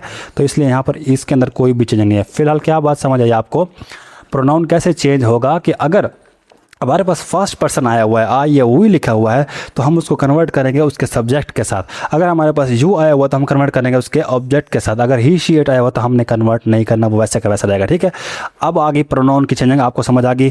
फर्स्ट आपको ये समझ आ गया था कि हमने इसको कैसे लिखना है। सेकेंड आपको ये समझ आया कि हमने जो है अपना प्रोनाउन को कैसे चेंज करना है, अभी जो मैंने समझाया। उसके बाद कॉमे को याद रखना है, आपने दैट के साथ ख़त्म करना होता है, ठीक है। कॉमे हटा के, जब हम कॉमे हटाएंगे तो हम क्या कर देंगे, दैट लगा देंगे, दोनों कॉमे यहाँ से हट जाएंगे और यहाँ पर हम क्या लगा देंगे, दैट लगा देंगे। ये भी आपको समझ आ गया। अब आ जाते हैं अगला जो हमारा वास्ता पढ़ने वाला है वो किन के साथ है, वो पढ़ने वाला है अगला इसकी वर्ब के साथ। प्रोनाउन तो हमने सीख ली, अब वर्ब आएगी कि इसमें टेंस कौन सा यूज़ किया गया है, ठीक है। अब आपने तीसरी जो चेंजिंग सीखनी है वो सीखनी है कि वर्ब हम कौन से लगाएंगे। परेशान नहीं होना, वन बाय वन आपको समझा रहा हूँ, कोई मुश्किल बातें आपको नहीं बता रहा हूँ। उसके बाद आ जाती हैं वर्ब की चेंजिंग कैसे होगी। जैसा कि ये तो मैंने आपको सिखा दिया, ये भी आप कन्वर्ट कर लेंगे, इसको भी आप दैट से ख़त्म कर देंगे। आगे कैसे करेंगे, ठीक है। आगे हमने वर्ब चेंज करनी है, इसके अंदर वाली जो है ना चेंजिंग होगी। अब ये चेंजिंग जो है ना डिपेंड करती है आपके फ़िक्रे पर। फ़िक्रा से मुराद क्या हुआ, इसकी चेंजिंग जो है, इसकी वर्ब की चेंजिंग जो है कि हम इसको कैसे चेंज करेंगे, लेकिन ये डिपेंड करती है कि आपके पास जो स्टार्ट में है ना वो कौन सी लाइन है।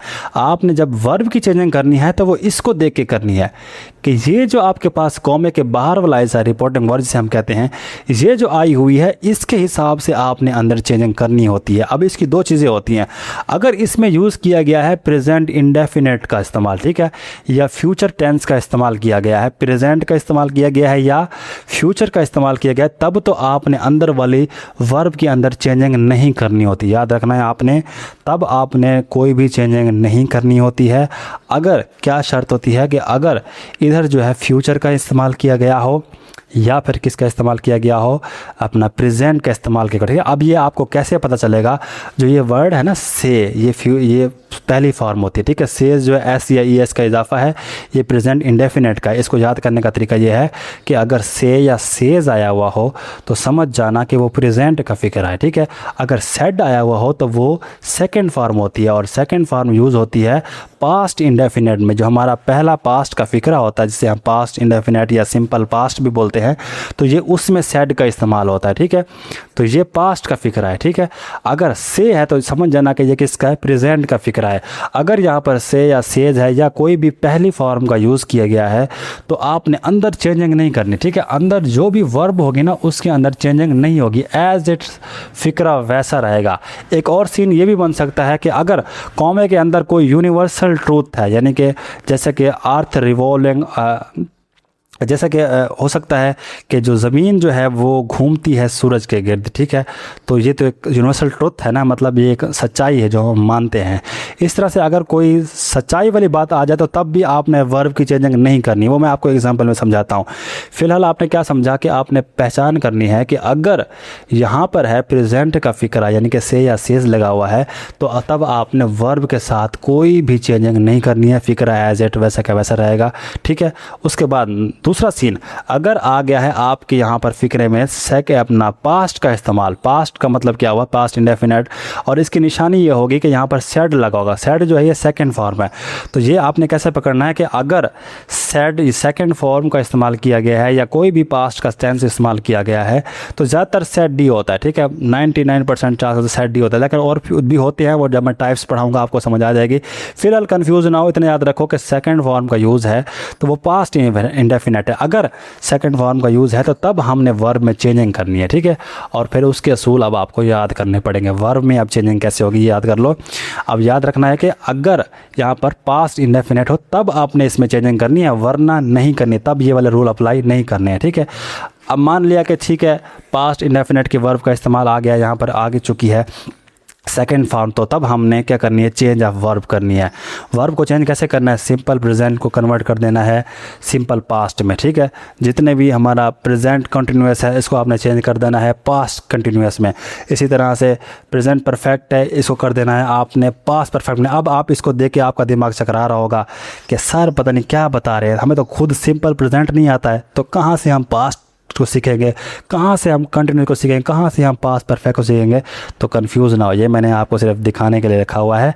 मैं तो आपको ट्रिक्स बताने वाला हूँ, मैं आपको जल्दी से जो आसान फार्मूले से याद हो जाए वो समझाने वाला हूँ। इसको छोड़ दो, ना याद करो, बस क्या करोगे, इतनी बड़ी ऑफ़र मैं आपको दे रहा हूँ, छोड़ दो इस चीज़ को। अब आ जाओ इसको याद कर लो, ठीक है।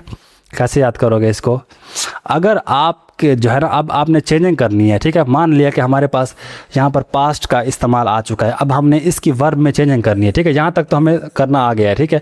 अब इसकी वर्ब में हमने चेंजिंग करनी है, तो इसका रूल ये होता है, अगर यहाँ पर है फर्स्ट फॉर्म, ठीक है, कौन सी है, फर्स्ट फॉर्म है, इसको कन्वर्ट कर देना सेकंड फॉर्म में। ये तो याद रहेगा ना, आप ये याद नहीं करना आपने कि पास्ट प्रेजेंट है कंटिन्यूस है, कुछ भी नहीं याद करो। ये याद कर लो कि अगर फर्स्ट फॉर्म यहाँ पर आई हुई होगी तो हम उसको कन्वर्ट कर देंगे सेकंड फॉर्म में, बस ये 4 बातें भी अगर आपसे याद नहीं होती तो फिर मेरे हिसाब से आपको पढ़ना छोड़ देना चाहिए, ठीक है। ये सिंपल सी बात है। फर्स्ट फॉर्म को आपने कन्वर्ट कर देना है सेकंड फॉर्म में, नंबर 1 रूल, ठीक है। उसके बाद अगर इसी में आया हुआ हो सेकंड फॉर्म आ जाए, हैज़ आ जाए या हैव आ जाए, तो आपने क्या करना है, इसको सिंपली क्या करना है, हैड लगा के तीसरी फॉर्म लगा देनी है, बस। समझ आई मेरी बात। अगर पहली फॉर्म इधर आई हुई है कॉमे के अंदर तो आपने उसको बदल देना है सेकंड फॉर्म में, नंबर 1। उसके बाद अगर उसी के अंदर सेकंड फॉर्म आई हुई हो या हैज़ या हैव का इस्तेमाल किया गया हो, तब आपने क्या लगाना है, हैड प्लस थर्ड फॉर्म का इस्तेमाल कर देना है, ठीक है। अगर ऐसा भी हो सकता है, हैव बीन भी हो सकता है, हैज़ बीन भी हो सकता है वहाँ पर, तो इस सूरत में भी क्या होगा, इसकी जगह पर हम हैड लगा देंगे, बस हैड बीन हो जाएगा, ठीक है। और याद रखना कि हैज़ हैव के बाद तो वैसे ही तीसरी फॉर्म लगती है तो कन्फर्म होता है। अच्छा, अब क्या समझ आ गया आपको कि सेकंड फॉर्म हैज़ या हैव लगा हुआ हो तो हम उसको कन्वर्ट कर देंगे किस में, हैड लगा के हम तीसरी फॉर्म लगा देंगे। ये सिंपल सा एक रूल है, ठीक है। उसके बाद अगर यहाँ पर लिखा हुआ इज़ आर एम लिखा हुआ हो अगर इसमें यहाँ पर, तो तब आपने उसको कन्वर्ट कर देना है वाज और वर के अंदर। ये सिंपल सा फार्मूला, क्या समझ आया आपको। अगर इसमें जो है इस्तेमाल हुआ पड़ा है इज़ आर एम, पहला आपको सीन क्या बताया मैंने, फर्स्ट फॉर्म का यूज़ होगा, सेकंड फॉर्म बदल लेंगे। अगर उसमें सेकंड फॉर्म है या हैज़ हैव के साथ कोई फॉर्म इस्तेमाल की गई है तो तब आपने क्या लगाना है, हैड लगा के उसको थर्ड फॉर्म में कन्वर्ट कर देना, ठीक है। चौथा सीन ये हो सकता है कि अगर इज़ आर एम का इस्तेमाल किया गया है इसमें, इस हमारे इस फिक्रे में, इस कॉमे के अंदर वाले पार्ट में, तो हम इसको कन्वर्ट कर देंगे वॉज और वर में, ठीक है। कोई मुश्किल बात नहीं समझा रहा आपको। इज़ आर एम का इस्तेमाल हो तो हम क्या कर देंगे, वाज और वर में इसको कन्वर्ट कर देंगे, ठीक है। उसके बाद अगर इसी फिक्रे में क्या है, वाज वर आया हुआ हो, तो वाज और वर अगर आया हुआ तो तब आपने इसको किस में कन्वर्ट करना है, हैड बीन में कन्वर्ट करना है, ठीक है। ये आप याद कर लो, ये हैड बीन इसके साथ लाजमी लगेगा। अगर फिक्रे में वाज और वर आया हुआ हो तब आप इसको कन्वर्ट कर दोगे हैड बीन में। अगर फिक्रे में विल और शेल आया हुआ हो तब आपने इसको कन्वर्ट कर देना है वुड में। सिंपल सा फार्मूला, विल और शेल हो तो इसको ख़त्म कर देना, इसकी जगह पर लिख देना वुड लिख देना, ठीक है। उसके बाद अगर फिक्रे में कैन आया हुआ तो इसको हम कर देंगे कुड में। कोई सिंपल कोई मुश्किल बात मैंने आपको नहीं बताई, ठीक है। फर्स्ट फॉर्म हो तो second form, second form has have हो तो हैड लगा के तीसरी फॉर्म लगा देना। जब वाज वर आया, इज़ आर एम आया हुआ तो उसको कन्वर्ट कर देना वाज वर के अंदर। अगर वाज वर आया हुआ हो फिक्र के अंदर तो उसको हैड बीन के अंदर कन्वर्ट कर देना। उसके बाद अगर विल और शेल हो तो कर देना आपने इसको वुड में, कैन हो तो कुड में कर देना है। ये तो आपको याद रहेगा ना, 4-5 लाइनें हैं, इसको अच्छे से याद कर लेना। ये होगी वर्ब की चेंजिंग हमने कैसे करनी है। उसके बाद अब मैं आपको पार्ट बाय पार्ट सिखा रहा हूँ। देखो, पहले मैंने आपको सिखाया था कि कॉमे के बारह वाले हिस्से को कैसे करना है, फिर मैंने आपको बताया कि कॉमे को कैसे हटाना है, दैट के साथ हटा देना है, ठीक है। फिर मैंने आपको सिखाया कि प्रोनाउन को कैसे चेंजिंग करनी है, ठीक है। उसके बाद फिर मैंने आपको वर्ब भी सिखा दी अभी। अब हम सीखने वाले हैं कि इनके अलावा कुछ और भी वर्ड्स होते हैं जो कि खुसे होते हैं ज़बरदस्ती। कोई कोई होता है ना कि ज़बरदस्ती के रिश्तेदार भी होते हैं, आप खाम कोई काम हो ना हो या कोई भी आपके मामला तो ज़बरदस्ती आपके मामला में घुस जाते हैं। तो इस तरह के कुछ वर्ड भी होते हैं जो कि ज़बरदस्ती टेंस के अंदर घुसे हुए होते हैं। जैसा कि यहाँ पर देख सकते हैं आप, कुछ वर्ड इस तरह के होंगे जैसा कि नो किसी में आया होगा, हियर आया होगा, आगो आया होगा, दिस आया होगा, दीज आया होगा, दस आया होगा। इस तरह के वर्ड होते हैं जो कि एंड में आ जाते हैं, टुमारो, टुडे, नेक्स्ट डे। तो इस तरह के वर्ड आ जाते हैं, तो इनको भी आपने हैंडल करना है। वो कैसे करना है, इसको भी हम कन्वर्ट करते हैं इंडायरेक्ट नरेशन में। वो कुछ इस तरह से होता है। तो यहाँ पर अगर आया हुआ हो फिक्रे के अंदर नो, ठीक है, तो नो को आपने नो नहीं रखना, तब आपने इसको देन में कन्वर्ट कर देना है। हेयर आया हुआ हो तो आपने इसको देयर में कन्वर्ट कर देना है। एगो आया हुआ हो तो आपने बिफोर में कन्वर्ट कर देना है। दिस आया हुआ हो तो दैट में कन्वर्ट कर देना है। दीज आया हुआ हो तो आपने दोज में लिख देना है। 10 हो तो इसको 100 में कर देंगे, कम हो तो गो में कर देंगे। और इस तरह से अगर आया हुआ हो टू डे, ठीक है, टू डे हो तो हम कह देंगे दैट डे, ठीक है। टुमारो हो तो नेक्स्ट डे से कह देंगे। उसके बाद हैंस हो तो देंस, इसमें ये कम आएंगे, ज़रा परेशानी हो ना, कोई आ गया, ठीक है। यस्टरडे हो तो हम कहेंगे प्रीवियस डे। लास्ट नाइट हो तो हम कहेंगे प्रीवियस नाइट, ठीक है, कोई मुश्किल बात नहीं है। टुमारो का मतलब है अगला दिन, तो हम इसको लिखेंगे द नेक्स्ट डे। अगर नेक्स्ट डे आया हुआ हो तो उसको हमने लिखना है फॉलोइंग डे, ठीक है। अगर नेक्स्ट डे आया हुआ हो तो आपने इसको फॉलोइंग डे में कन्वर्ट कर देना, ठीक है। ये आपको याद रहेंगे, इसको याद कर लेना, ठीक है। स्क्रीनशॉट लगा लेना, PDF भी भेज दूंगा, उससे भी आप याद कर लेना। तो ये कुछ स्पेशल वर्ड है जिसको हमने चेंज करना होता है। अगर हमारे पास यहाँ पर जो वर्ड यूज़ जो हो रहा है, अगर यहाँ पर हमारे पास क्या यूज़ हो हमारे पास, अगर सेकंड फॉर्म या पास्ट टेंस का यूज़ हो तब हमने चेंजिंग करनी होती है वर्ब्स के अंदर। अब आ जाते हैं कुछ MCQs की तरफ। मैंने आपको बहुत सारे रूल्स भी सिखा दिए या आपको याद हो गए होंगे। अब थोड़ा सी मैं आपको MCQs करवा देता हूँ। MCQs करने के बाद फिर हम प्रैक्टिस भी कर लेते हैं। अच्छा, पहला फिक्रा हमारे पास है, he says I eat an apple every day. उसने मुझे कहा कि मैं जो सेब है वो डेली खाता हूँ। अब आपने इसको इनडायरेक्टली किसी को जाके बताना है, ठीक है। तो मैंने आपको सिखाया अभी अभी कि पहले आपने ये सीखना है कि हमने इसका जो कॉमे का बाहर वाला हिस्सा है उसको कैसे हैंडल करना है, ठीक है। तो इसको कैसे हैंडल करना है मैंने आपको बताया था। चेक करना है क्या ये हमारे पास से या पहला को तो नहीं है, पहली फॉर्म तो नहीं है, से या सेज हो, तो ये तो बिल्कुल पहली फॉर्म है, ठीक है। उसके बाद आपने ये भी चेक कर लेना है कि इसके आगे क्या हमारे पास ऑब्जेक्ट है, यानी कि टू मी वगैरह कुछ है। अगर नहीं है तो हम सेम टू सेम वैसा का वैसा लिख देंगे, कोई चेंजिंग नहीं होगी, ठीक है। इसके आगे क्योंकि कुछ भी नहीं है, टू मी वगैरह नहीं है, तो हम क्या करेंगे, इसको वैसे लिखेंगे। यहाँ पे मैं लिख दूंगा ही सेज, ठीक है, वैसे का वैसा। और कॉमे को किससे ख़त्म करना है मैंने बताया था, दैट के साथ ख़त्म कर देंगे। यहाँ से ख़त्म हो गया। अब आपने चेंज करना है प्रोनाउंस के साथ। अब यहाँ पे देखना है आपने इसको, तो मैंने आपको बताया था कि प्रोनाउन को हम कैसे कन्वर्ट करेंगे। देखना है अगर हमारे पास फर्स्ट पर्सन है यानी कि आई या वी है, तो हम क्या करेंगे, उसको सब्जेक्ट के साथ चेंज करेंगे। सब्जेक्ट यहाँ पर कौन है, ही है, तो आई को हम चेंज कर देंगे इसमें, ही में कर देंगे। तो ये हो जाएगा हमारा ही, सॉरी छोटा लिखना, ठीक है, ही। उसके बाद अब मैंने बताया था कि आपको वर्ब की चेंजिंग करनी है। तो वर्ब की चेंजिंग मैंने आपको एक चीज़ समझाई थी, उस सूरत में हो पाएगी अगर यहाँ पर पास्ट टेंस का यूज़ हो, ठीक है। अगर यहाँ पर किसका यूज़ हो, पास्ट टेंस का यूज़ हो, यहाँ पर किसका हो, पास्ट का यूज़ हो। अगर यहाँ पर फ्यूचर या प्रेजेंट टेंस का यूज़ हो तो तब आपने वर्ब की चेंजिंग नहीं करनी। सवाल हमारा और आसान हो जाएगा, क्योंकि यहाँ पर पहली फॉर्म का यूज़ है तो ये प्रेजेंट का यूज़ है, पास्ट का यूज़ नहीं है। मैंने आपको बताया था सेकेंड फॉर्म होगी, मतलब सेड वगैरह होगा, तो तब हमने अंदर चेंजिंग करनी है वर्ब की। वरना आपने जो रूल याद किए थे कि इज़ को किस में कन्वर्ट करना है, वाज वर्ब को किस में कन्वर्ट, ये नहीं करना है आपने तब, ठीक है। क्योंकि यहाँ पर प्रेजेंट का यूज़ है तो हमने इसको कन्वर्ट नहीं करना, सेम टू सेम रहेगा, ठीक है, ही। उसके बाद यहाँ पर अब यहाँ पर ये ख्याल करना है कि यहाँ पर है आई ईट एन एप्पल, ठीक है, एवरी डे, ठीक है। तो यहाँ पर लगेगा ही, उसके बाद ईट एन एप्पल्स, अच्छा, उसके बाद टुडे, सॉरी एवरी डे है, ठीक है। तो आपने कुछ भी चेंजिंग नहीं करनी है यहाँ पर। समझ आ गई आपको मेरी बात, कि अगर हमारे पास प्रेजेंट का यूज़ हो तो तब आपने चेंज नहीं करनी होती, ठीक है। इसी तरह से यहाँ पर और देख लो सवाल, she says I write a letter to my father. उसने कहा कि मैं अपने अब्बूजान को एक ख़त जो है ना लिखती हूँ, ठीक है। अब देखो यहाँ पर आपने पहले इसको लिखना है, तो यहाँ पर मैंने लिख दिया शी,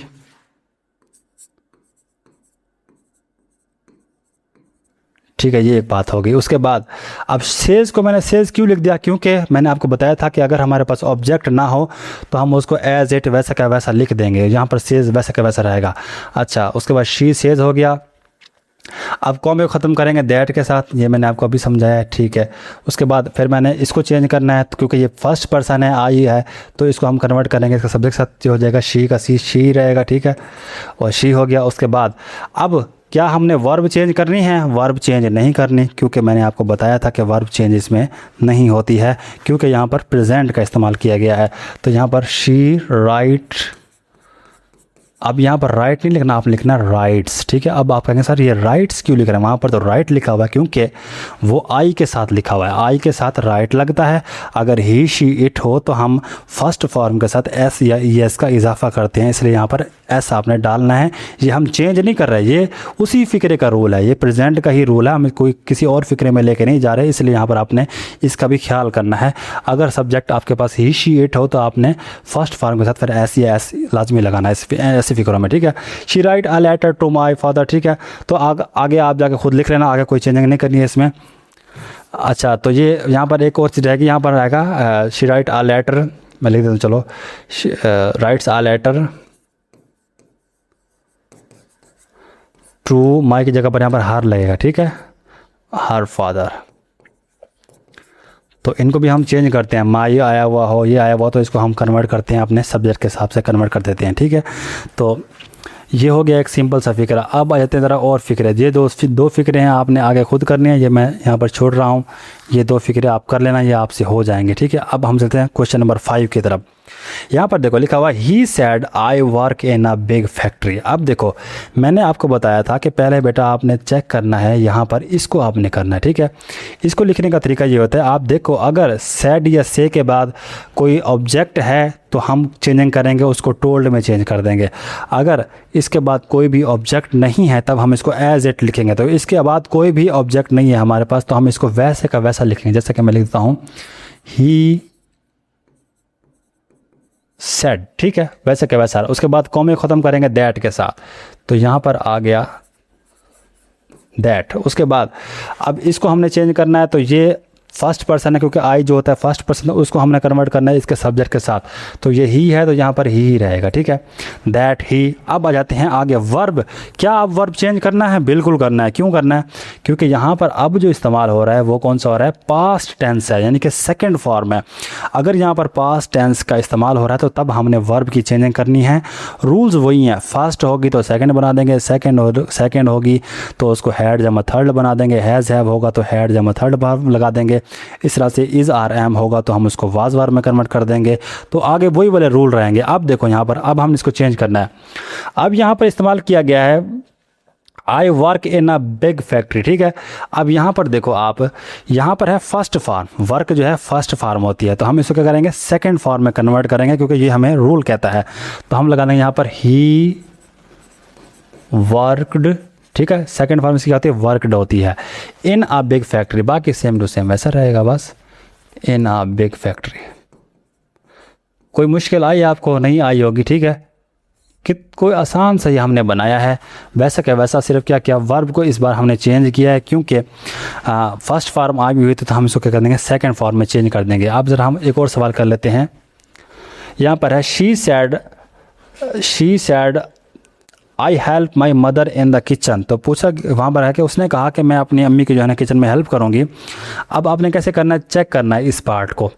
तो इसके बाद कोई भी ऑब्जेक्ट नहीं है, ऑब्जेक्ट ना हो तो आप इसको वैसे का वैसा लिख दोगे, ठीक है।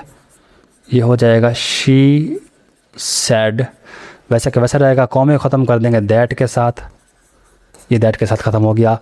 आई हेल्प, अब इसको चेंज करना है आपने, तो ये फर्स्ट पर्सन है तो कन्वर्ट होगा सब्जेक्ट के साथ, तो यहाँ पर क्या बन जाएगा? शी की जगह पे शी रहेगा, ठीक है, शी। उसके बाद अब आपने वर्ब भी चेंज करनी है। क्यों करनी है? क्योंकि यहाँ पर सेकंड फॉर्म का यूज़ किया गया है, सेड लगेगा है, तो आपने वर्ब चेंज करनी है। तो यहाँ पर है हेल्प, हेल्प क्योंकि फर्स्ट फॉर्म है, अगर फर्स्ट फॉर्म हो तो हम उसको कन्वर्ट कर देते हैं किसमें? सेकंड फॉर्म में, ये हो जाएगा हेल्प्ड, सिंपल, ठीक है। उसके बाद माई मदर, अब यहाँ पर माई नहीं लगाना आपने, ठीक है, इसको आपने कन्वर्ट करना है इसी के हिसाब से, ठीक है, क्योंकि शी है तो शी की जो ऑब्जेक्टिव फॉर्म होती है वो हर होती है और ही की हिम होती है, ठीक है।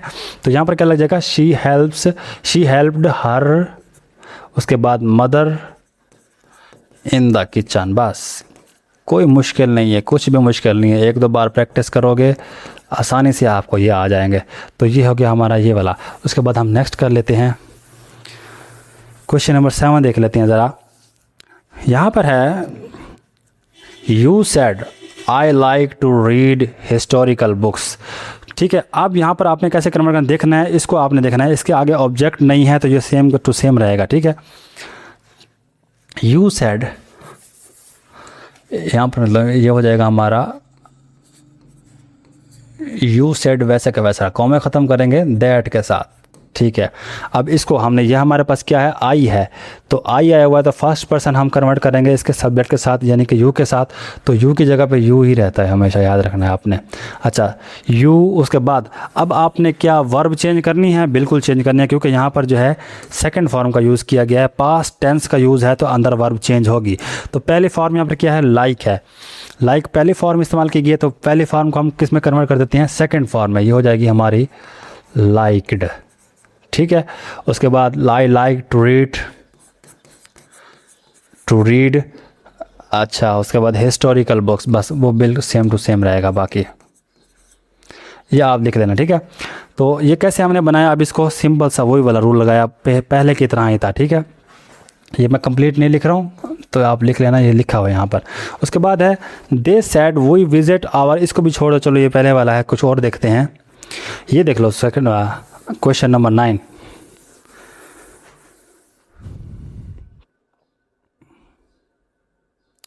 क्वेश्चन नंबर 9 है यहाँ पर,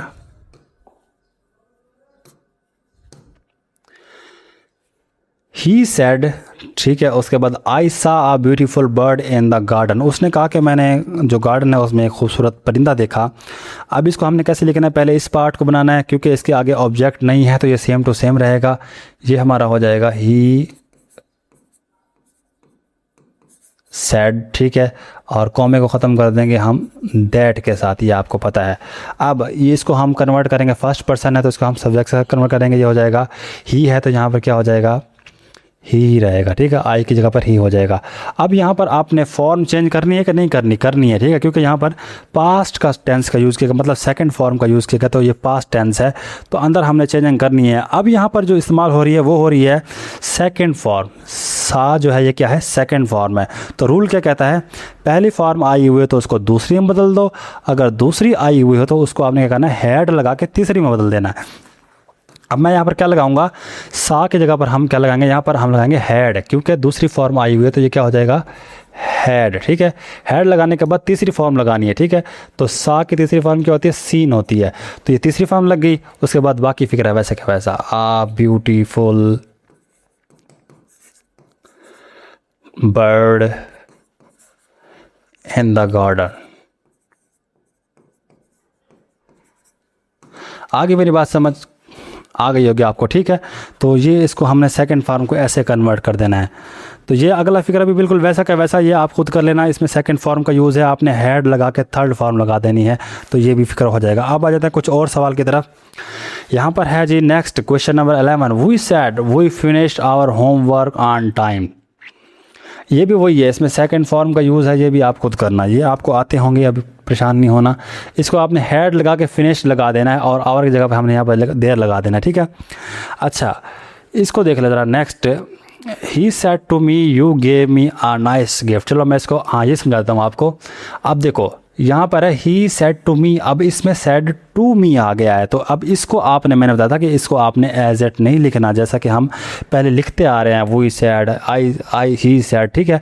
अब हमने इसको ऐसे नहीं लिखना, ही सेड टू मी नहीं लिखना, क्योंकि रूल कहता है कि अगर आपके पास ऑब्जेक्ट आया हुआ है, टू मी वगैरह आया हुआ है, तो तब आपने क्या करना है, से लिखा हुआ तो उसको टेल में बदल देना, अगर लिखा हुआ हो सेड तो आपने इसको करना है टोल्ड में चेंज। तो ये क्या हो जाएगा, ये हो जाएगा हमारे पास ही, ठीक है। अब ये सेड नहीं रहेगा, अब ये हो जाएगा ही टोल्ड मी, और टू भी ख़त्म हो जाएगा, ठीक है, टू भी ख़त्म हो जाएगा, और ये सेड टू चेंज हो जाएगा किस में, टोल्ड में। ये रूल कहता है हमें, क्योंकि हमारे पास ऑब्जेक्ट आया हुआ था इस बार मी आया हुआ था। और इसके बाद हम क्या कर देंगे, यहाँ पर दैट लगा देंगे, कॉमे ख़त्म कर देंगे। अब देखो यहाँ पर, अब हमारे पास आगे जो यूज़ हो रहा है वो हो रहा है यू। यू जो है ये सेकंड पर्सन है, मतलब मैंने बताया था ना आपको कि आई और वी जो होता है वो फर्स्ट होता है, यू मतलब आप, ये मेरे लिए आप दूसरे बंदे हैं, तो यू सेकंड पर्सन है। अगर सेकंड पर्सन आया हुआ हो तब हमने इसको चेंज करना है इस ऑब्जेक्ट के साथ, याद रखना है आपने, तब आपने इसके साथ चेंज नहीं करना जो हम अभी तक करते भी आ रहे हैं। हम आई को कन्वर्ट करते थे इसके साथ, तब आपने इसको कन्वर्ट करना है किसके साथ, इसका जो ऑब्जेक्ट है ये वाला मी जो है इसके साथ आपने कन्वर्ट करना है। तो यहाँ पर हम क्या लगाएंगे, मी नहीं लगाना, ठीक है, यहाँ पर लगेगा आई। मी क्यों नहीं लगाना, क्योंकि मी जो है ये ऑब्जेक्टिव फॉर्म होती है। जब मी की हम सब्जेक्टिव फॉर्म लिखते हैं ना तो वो कन्वर्ट हो जाती है आई में, ठीक है। मी की जब हम सब्जेक्टिव फॉर्म लिखते हैं वो क्या हो जाती है, आई हो जाती है। जब शुरू में हम लगाएंगे तब हम मी नहीं लगाया करते, तब हम आई लगाएंगे। तो हमने कन्वर्ट कैसे किया, क्योंकि सेकंड पर्सन का यूज़ था तो हमने कन्वर्ट किया उसके ऑब्जेक्ट के साथ, लेकिन मी नहीं होगा, मी लगाना गलत होता है। तो इसकी जो होती है वो सब्जेक्टिव फॉर्म कौन सी होती है, आई होती है, ये आपने लगा देनी है। कॉमे को आपको ने ख़त्म कर देना किसके साथ, मैंने आपको बताया था, ये तो ख़त्म हो चुका, बल्कि ये आई आ गया, ठीक है। अब आगे जो है ना वर्ब चेंज करनी है आपने। अब वर्ब कैसे चेंज होगी, क्योंकि यहाँ पर सैड का इस्तेमाल है, ठीक है, सैड का इस्तेमाल है तो अंदर वर्ब लाजमी चेंज होगी। यहाँ पे फॉर्म जो दी है वो दी गई है गेव। गेव जो है ये सेकंड फॉर्म है गिव की है, ठीक है। फर्स्ट फॉर्म गिव है, दूसरी सेकंड फॉर्म है। अब सेकंड फॉर्म आई हुई है तो मैंने क्या आपको रूल समझाया है, अगर सेकंड फॉर्म आई हुई हो तो हम क्या करते हैं, वहाँ पर सिंपल सा रूल ये होता है, तब हम क्या करते हैं, उसको हैड लगा के तीसरी फॉर्म लगा देते हैं। तो यहाँ पर क्या रहेगा, आई हैड, तीसरी फॉर्म क्या होती है गिव की, गिवन, ठीक है। आई हैड गिवन, अच्छा यहाँ पर मी है, ठीक है, ये मी कन्वर्ट होगा अब इसके साथ, तो ये आ जाएगा हिम हो जाएगा, ये हो जाएगा I had given him a nice gift.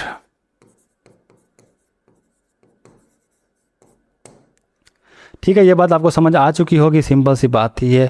हमने क्या किया, सेकंड फॉर्म को यूज़ किया। अब इसमें हमने रूल ये सीखा कि सेकंड अगर वो हमारे पास हो तो हम इसको कन्वर्ट करते हैं मी के साथ। अगर यहाँ पर होता आई या वही, तब हम अब इसको इसके साथ कन्वर्ट करते, इसके साथ कन्वर्ट ना करते। अब नेक्स्ट क्वेश्चन देख लेते हैं।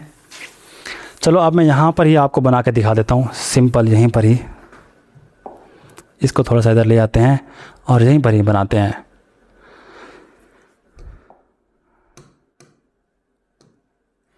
She said I am waiting for the bus, उसने कहा कि मैं बस के लिए वेट करती, ठीक है। आप यहाँ पर हम क्या करेंगे, देखेंगे हमारे पास क्योंकि ऑब्जेक्ट नहीं है तो हम इसको वैसे का वैसा ही लिखते हैं, ये रहेगा शी सेड, कॉमे ख़त्म करेंगे दैट के साथ, ठीक है। अब जो है यहाँ पर है फर्स्ट पर्सन है, मतलब आई है तो फर्स्ट होता है, ये कन्वर्ट होगा इसके साथ सब्जेक्ट के साथ। ये तो यहाँ पर क्या है, शी है सब्जेक्ट, तो ये हो जाएगा शी। उसके बाद मैंने बताया था कि अगर आपके यहाँ पर जो है ना सेकंड फॉर्म का यूज़ है तो अंदर वर्ब की चेंजिंग होगी। तो वर्ब की चेंजिंग कैसे होगी, यहाँ पर आया हुआ है एम, ठीक है, तो मैंने आपको बताया इज़ हो, आर हो, एम हो, तो तब आपने इसको कन्वर्ट करना था वॉज वार में अपने ही सब्जेक्ट के हिसाब से।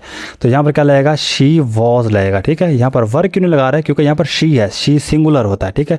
यहाँ पर अगर दे वगैरह होता तब आपने यहाँ पर वर्ब लगाना था, ठीक है। तो ये क्या बनेगा, शी वाज, उसके बाद बाकी जो है ना सेम टू सेम रहेगा, she was waiting for the bus. इसमें वर्ब सिर्फ इतनी चेंजिंग होती है, ठीक है। इज़ आर एम हो तो आपने कन्वर्ट करना होता है वाज या वर में, और ये भी चेक करना होता है कि पीछे सिंगुलर है तो हम यहाँ पर वाज लगा देंगे, पीछे अगर कोई प्लूरल वर्ड है तो आप अपने यहाँ पर क्या लगा देना है, यहाँ पर वर लगा देना है, ठीक है। उसके बाद है they said we are learning our lessons, उसने कहा कि हम जो है अपना सबक सीख रहे हैं। देखो सिंपल सा सेंटेंस है, यहाँ पर लगेगा दे सेड, ये वैसा का वैसा रहेगा क्योंकि यहाँ पर कोई भी ऑब्जेक्ट नहीं है तो हमने इसको टोल्ड में नहीं बदला, कॉमे को ख़त्म कर देंगे दैट के साथ, ठीक है। वी है, जो आई और वी मैंने आपको बताया ये कौन से होते हैं, फर्स्ट पर्सन होते हैं, फर्स्ट पर्सन होते हैं, तो ये किसके साथ जाके चेंज होगा, ये सब्जेक्ट के साथ चेंज होगा, तो ये कन्वर्ट होगा इसके साथ। तो इस बार जो है कौन है, दे है, ठीक है, तो ये क्या हो जाएगा, दे। अच्छा आर आया हुआ है तो आर की हमने चेंजिंग करनी है, इज़ आर एम हो तो हम क्या करते हैं, उसको कन्वर्ट करते हैं वाज या वर में, हम यहाँ पर क्या लगाएंगे, वर लगाएंगे, ठीक है। वाज क्यों नहीं लगा रहे, क्योंकि पीछे जो है दे आया हुआ है, दे जमा की होती है तो दे के बाद हम वर लगाते हैं, जमा के बाद हमेशा वर लगता है। दे वर लर्निंग वैसा का वैसा रहेगा, आवर को आपने चेंज करना है देयर में, ठीक है, क्योंकि ये कन्वर्ट होगा इस दे के साथ, ठीक है। इसकी ऑब्जेक्टिव फॉर्म है देयर लेसन्स। बस कोई भी मुश्किल नहीं है, कोई मुश्किल थी, आसान सी बात मैंने आपको बताई है अभी अभी। उसके बाद है he said I was watching a movie at that time. अब आपने इसको ख़ुद बनाना है, मैंने आपको बहुत सारा समझा दिया है। इसको ज़रा देख लेते हैं नीचे वाले को, she said I have completed the task. अब देखो यहाँ पर इसको मैं कन्वर्ट करता हूँ, शी सेड का सेड रहेगा क्योंकि कोई भी ऑब्जेक्ट नहीं है वैसा रहेगा, कॉमा ख़त्म हो जाएगा दैट के साथ, ठीक है। आई हैव कम्प्लीटेड, आई क्योंकि फर्स्ट पर्सन है, शी के साथ कन्वर्ट होगा, ये हो जाएगा शी।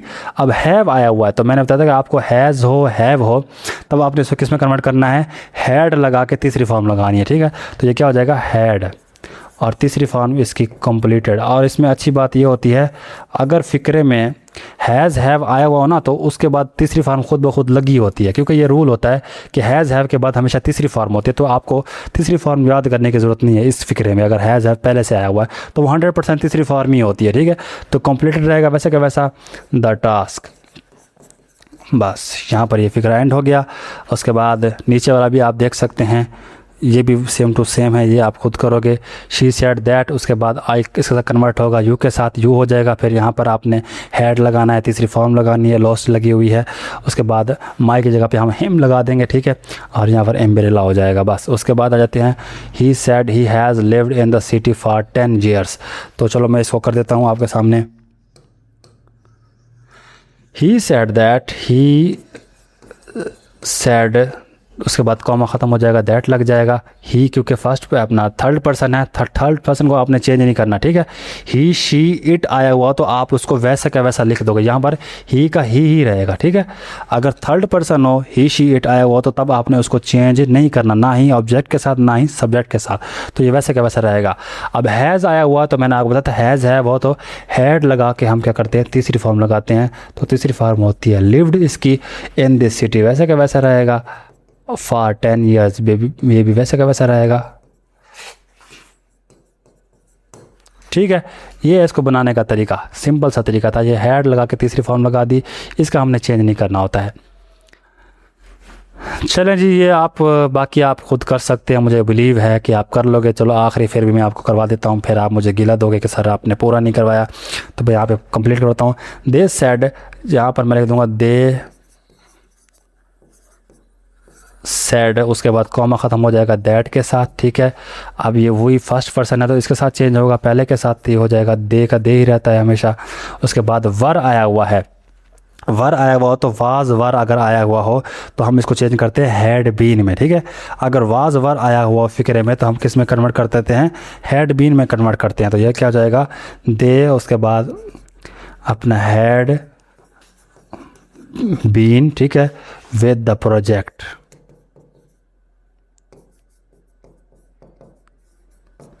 आई बात समझ। अगर यहाँ पर आया क्या आया हुआ हो, वाज वर हो तो आपने हैड लगा देना है, हैड के बाद बीन लगाना है, फिर आपने जो भी यूज़ किया वो आपने यहाँ पर यूज़ कर देना है। दे हैड बीन बिजी है, सॉरी यहाँ पर दे हैड बीन बिजी आएगा, ठीक है।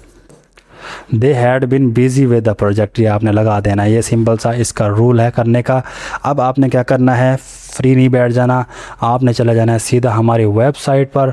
वेबसाइट पर आप जाएंगे, ilmiway.net आपने लिख देनी है गूगल पर, ये आपको मिल जाएगी। यहाँ से आपने जाके इसके हमारे इंग्लिश वाले MCQs खोल लेनी है, ये आपको मिल जाएंगे। ऑनलाइन MCQs वाले पोर्शन में आप जाएंगे तो आपको वहाँ पर मिल जाएगी। एड्स वगैरह शो हों तो उसको बंद कर दिया करो।